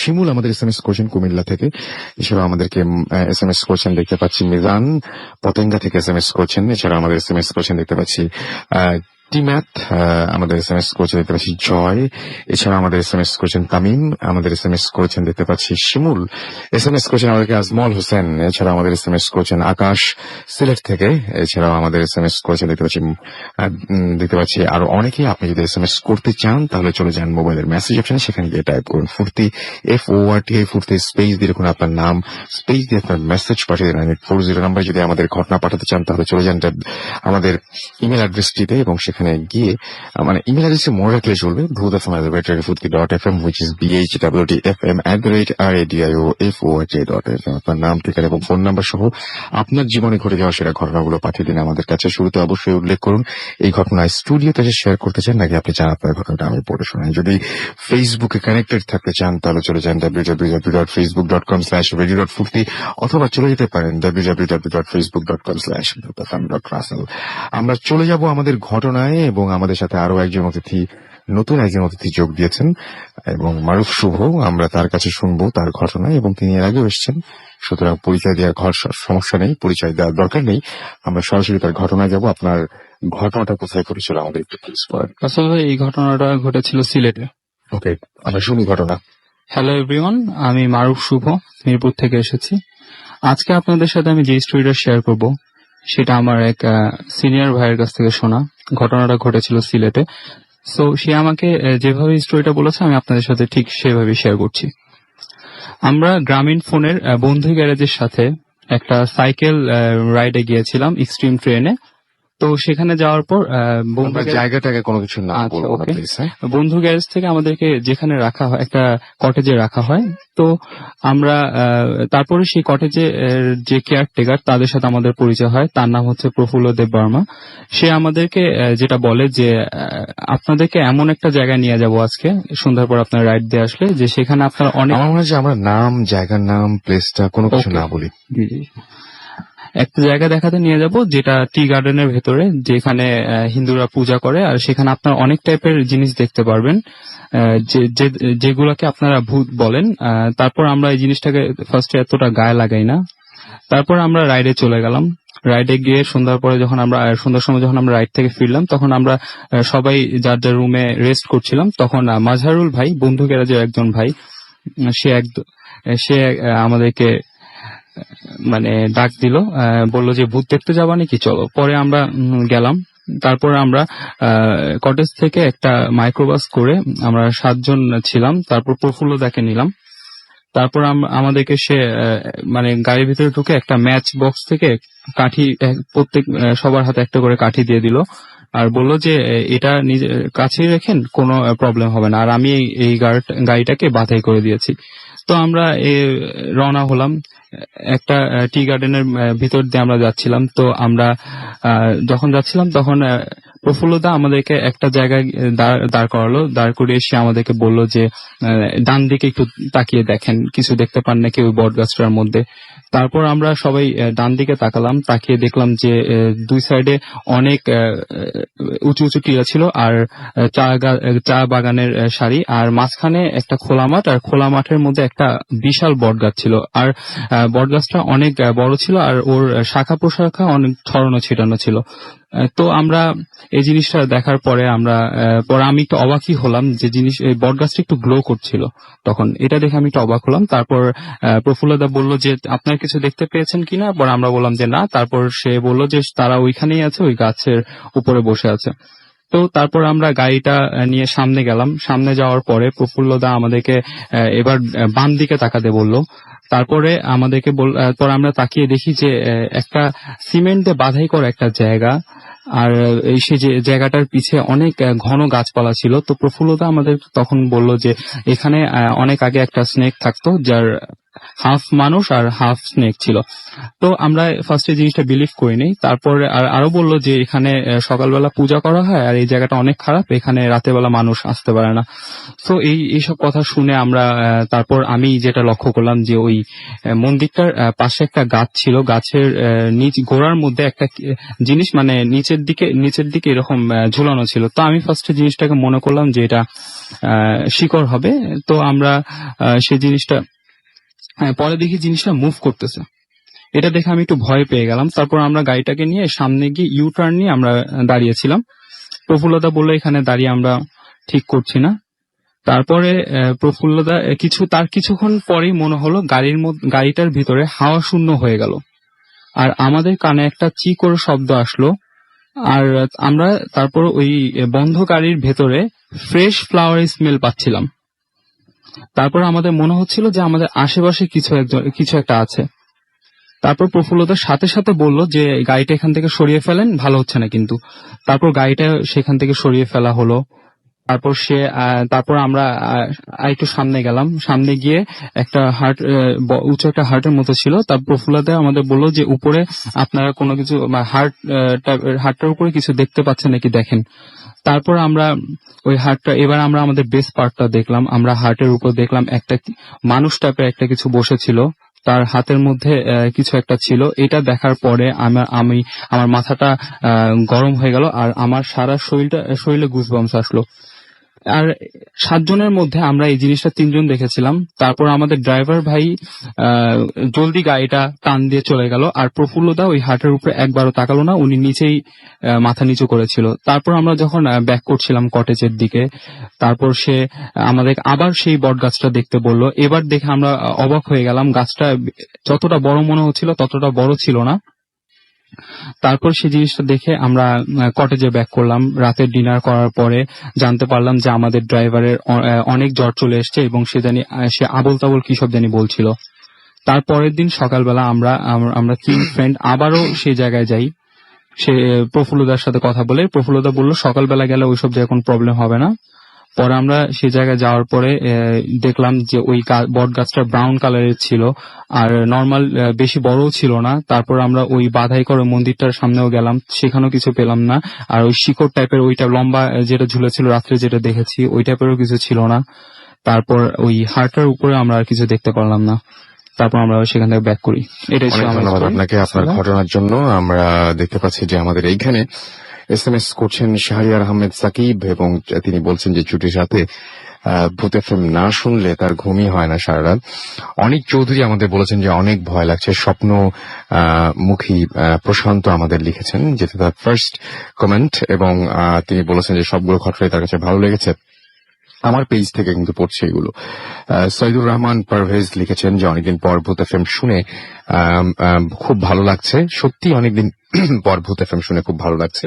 আমাদেরকে ফয়সাল SMS করেছেন, এবং তিনি লিখেছেন জাস্ট অসম। আমার বেশ ঠান্ডা লেগেছে, গলার বেশ সমস্যা আজকে। দেলোয়ার হোসেন আমাদের SMS করেছেন, এবং তিনি বলেছেন যে ভূত FM কি কোনো মসজিদের ইমামদের আনা যায় না? তাহলে ভালো হতো। আপনি কি লাস্ট এপিসোডটি মিস করেছেন? আপনার কাছে প্রশ্ন থাকলো, কারণ লাস্ট এপিসোডে আমাদের সাথে একজন ইমাম সাহেব ছিলেন। আমাদেরকে ফাহিম আহমেদ শাকিল SMS করেছেন, এবং তিনি বলেছেন best stories of the year. আমাদেরকে SMS করেছেন, দেখতে পাচ্ছি যে কায়নাথ বিনতে মারিয়া SMS নাই, সব কমেন্ট পড়ছি, এবং তার কাছে অনেক ভয় লাগছে। আমাদেরকে তানভীর আহমেদ লিখেছেন দারুণ লাগছে। এছাড়াও রিদওয়ান পাবিল আমাদের লিখেছেন যে খুব ভয় পাচ্ছি রাসেল ভাই।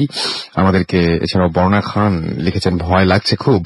নিশান খান আমাদের লিখেছেন আমি এবং আমার ওয়াইফ ইসানা ভূত FM শুনছি, কমেন্ট করতে করতে ঘুমিয়ে পড়ছি, কিন্তু কমেন্ট পড়া হচ্ছে না। লিখেছেন আলামিন আপনি তো মানে কি বলবো, কমেন্ট কখন পড়া হবে এর চাইতে বেশি মনোযোগটা গল্পে দেন। আপনার কমেন্টের পড়ার সময় ডেফিনেটলি পড়বো। আসলে সবকিছু পড়ার সবসময় সুযোগ হয় না, বাট চেষ্টা করি।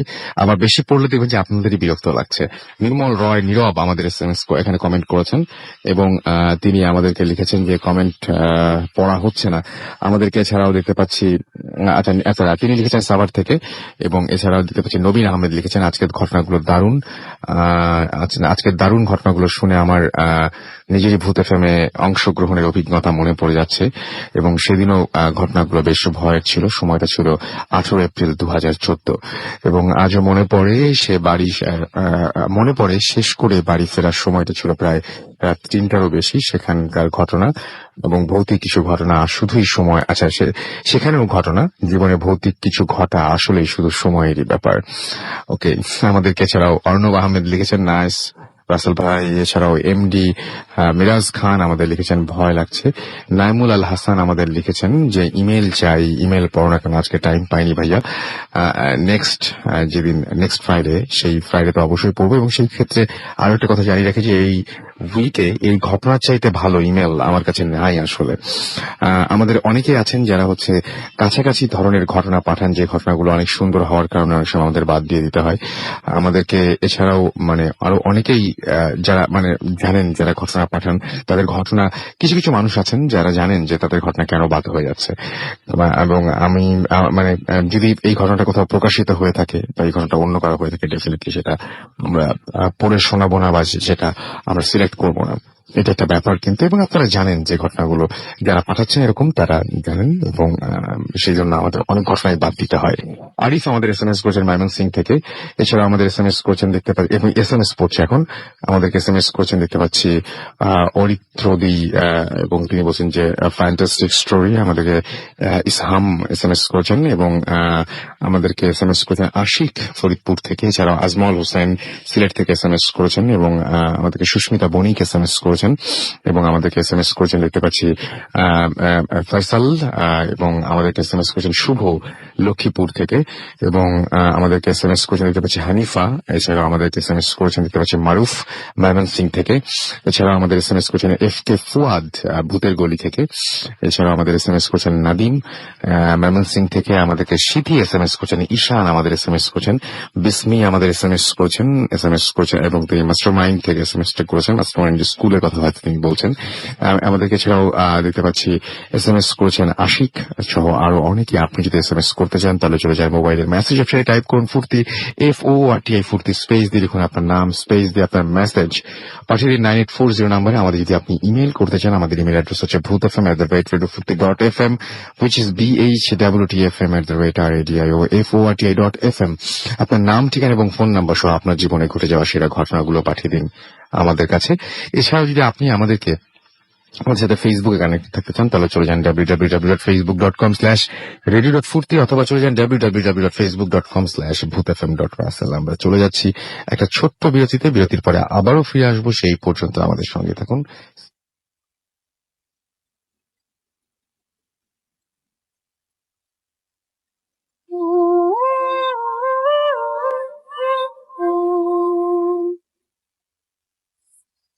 Welcome back. শুনছেন সবসময় রেডিও ফুর্তি 88.1 FM, বাংলাদেশের সর্ববৃহৎ রেডিও নেটওয়ার্ক। আমি রাসেল আছির সাথে, এবং সরাসরি ঘটনা বলে চলে যাব ঘটনায়, এবং ছোট্ট একটা ঘটনা শুনে দিয়ে আপনাদেরকে।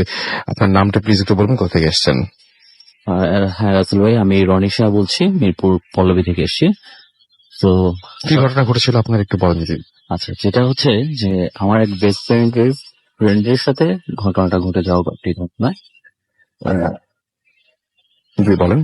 তো বেস্ট ফ্রেন্ডের সাথে ঘটে যাওয়া একটি ঘটনা, যেটা হচ্ছে আমার ফ্রেন্ডের ফ্রেন্ড, ওর হচ্ছে আইটিতে পড়াশোনা করে। তো ওর ফ্যামিলি আর কি গ্রামের বাসা। আমরা মূল ঘটনায় আসি। ঘটেছিল যেটা হচ্ছে যে ওর ফ্রেন্ডের একটা ফ্ল্যাট আছে, যেটা হচ্ছে 3টা রুমের একটি ফ্ল্যাট। তো সাধারণত ওরা একটা রুমের মধ্যে ও থাকে আর কি। তো একদিন ও সাধারণত যেহেতু ওর ফ্যামিলি থাকে না, তো ও বাইরে খাওয়া দাওয়া করে। তো একদিন হঠাৎ করে ওর মানে বৃষ্টির সময় খিচুড়ি রান্না করার ওর ইচ্ছা হয়েছে। তো খিচুড়ি রাঁধতে গেছে। তো রাঁধতেছে, এর মধ্যে চাল ডাল দিয়ে তো ঢাকা দিয়ে দিয়েছে। তো ও ফিরে এসে দেখে যে খিচুড়িটার মধ্যে চুল। তো ও হঠাৎ করে চুলটা পাওয়ার পরে তো চুলটা ফেলে দেয়। ফেলে দেওয়ার পরে তৃতীয়বার এবং তৃতীয়বার এরকম চুল পাচ্ছে। তো পাওয়ার পরে ও হঠাৎ ভয় পেয়ে যায় যে ঘটনাটা কি, যে চুল আসতেছে কোথা থেকে। তো ও মনে করতেছে যে এটা আমার হয়তো বা ভুল হচ্ছে। ও রিফ্রেশ হওয়ার জন্য বাইরে গেছে। বাইরে যেয়ে ওর আবার একটা ফ্রেন্ডকে নিয়ে আসে যে এই ঘটনাটা দেখানোর জন্য। পরে সেও এটা দেখে। পরবর্তীতে ওরা রাতে রাতে যখন থাকে তখন দেখে যে পাশের রুম থেকে কিছু সাউন্ড আসতেছে, এবং মিউজিকের সাউন্ড এবং নাচের কিছু আওয়াজ হচ্ছে। তো ওরা সেদিনকার এটা মানে ইয়ে করে নাই। তো পরের দিন আবার আরেক ফ্রেন্ডকে এই ঘটনাটা শেয়ার করার পরে তো ওই ফ্রেন্ড আবার একটু সাহসী ছিল। তো ও আবার বলে যে আচ্ছা ঠিক আছে, আমরা এটাকে দেখবো কি অবস্থা। তো ওর ফ্রেন্ড আসে, তো সাথে আরেকজন ফ্রেন্ড আসে, মোট 4 জন আসে আর কি। আসার পরে ওরা যে ফ্রেন্ডটা সাহসী আর কি, ওরাও যায়, যে বলে যে আমরা ওই রুমে যে রুমের সমস্যাটা, তো ওই রুমেই আর কি আমরা থাকবো। তো সাধারণত ওরা প্ল্যান করে যে ওরা কার্ড খেলবে রুমের মধ্যে। তো ওরা পার্টি বিছিয়ে জাস্ট কার্ড খেলা শুরু করে, এর মুহূর্তে কারেন্ট চলে যায়। কারেন্ট চলে যাওয়ার পরে তো যার ফ্ল্যাট আর কি ওকে বলে যে আচ্ছা তোর ফ্ল্যাটে কি মোম আছে, মোম যদি থাকে তাহলে মোম নিয়ে আয়। তো জাস্ট এতটুকুই বলে। তারপরে অনেকক্ষণ হয়ে যাওয়ার পরে ও আর কোনো শব্দ পাচ্ছে না, এবং সাথে যে আরো দুইজন ছিল ওদেরও কোনো শব্দ পাচ্ছে না। তো ওরা বলতেছে কিরে মোম পেয়েছিস কোনো সাউন্ড হচ্ছে না, এবং ও হাত দিয়ে দেখতেছে যে কাউকেই খুঁজে পাচ্ছে না। এই মুহূর্তে ও মনে করেছে যে সবাই হয়তো চলে গেছে। তো ও এই রুম সেই রুম ঘুরে আসতেছে মানে আন্দাজ অনুযায়ী। তো দেখে যে ও বারান্দা চলে গেছে, বারান্দা চলে ওখানে আবার ফিরে আসছে। এই মুহূর্তেই ও যখন কাউকেই পাচ্ছে না তখন ও চিল্লাচিল্লি শুরু করেছে যে তোরা কোথায়। যখন খুব চিৎকার করে উঠে তখন এই মুহূর্তে কারেন্ট চলে আসে। কারেন্ট চলে আসার পরে তখন সবাই ওকে এসে ধরে যে কি হয়েছে, তুই চিৎকার করতেছিস কেন? তো তখন বলতেছে যে তোরা এতক্ষণ কোথায় ছিলি, আমি যে চিৎকার করতেছি কোথায়, আমরা তো এখানেই ছিলাম। এবং তখন ঘটনাটা হচ্ছে যে আরেক ফ্রেন্ড বলতেছে যে আচ্ছা তুই যে কখন উঠলি, আমরা চারজনের হাত ধরেছিলাম, কিন্তু তুই কখন উঠলি? তো ঘটনাটা হচ্ছে এরকমই আর কি, যে ওই ফ্ল্যাটের মধ্যে এই ধরনেরই মানে প্যারানর্মাল হয় আর কি। অনেক ধন্যবাদ আপনাকে আপনার ঘটনার জন্য। আমরা বুঝতে পারলাম যে যে ফ্ল্যাটের কথা উনি বলছেন সেই ফ্ল্যাটে অনেক ধরনের অস্বাভাবিক ঘটনা ঘটে, হয়তো আরো অনেক কিছু শোনা যেত, কিন্তু আজকে হাতের সময় নেই। আমি যাওয়ার আগে জানিয়ে দিই যে যারা আমাদেরকে SMS করেন তাদেরকে অনেক অনেক অনেক অনেক ধন্যবাদ। আমরা যারা আমাদের সাথে এতক্ষণ ধরে কানেক্টেড ছিলেন SMS এর মাধ্যমে, ফেসবুকের মাধ্যমে, তাদেরকে অনেক অনেক ধন্যবাদ। এবং আমরা সারা সপ্তাহ জুড়ে যেহেতু আপনাদের মেইল চেক করি, আমরা সারা সপ্তাহ জুড়ে আপনাদের ফেসবুকের কমেন্ট গুলো পড়ি, অনেকে আপনারা রিপ্লাইও পান, সুতরাং জানেন সেটা। সুতরাং আমি বলবো যে সারা সপ্তাহ জুড়ে আপনি আমাদের সাথে কানেক্টেড থাকতে পারেন ফেসবুকের মাধ্যমে, আর আমাদের ইমেল তো করতেই পারেন। আমাদের ইমেল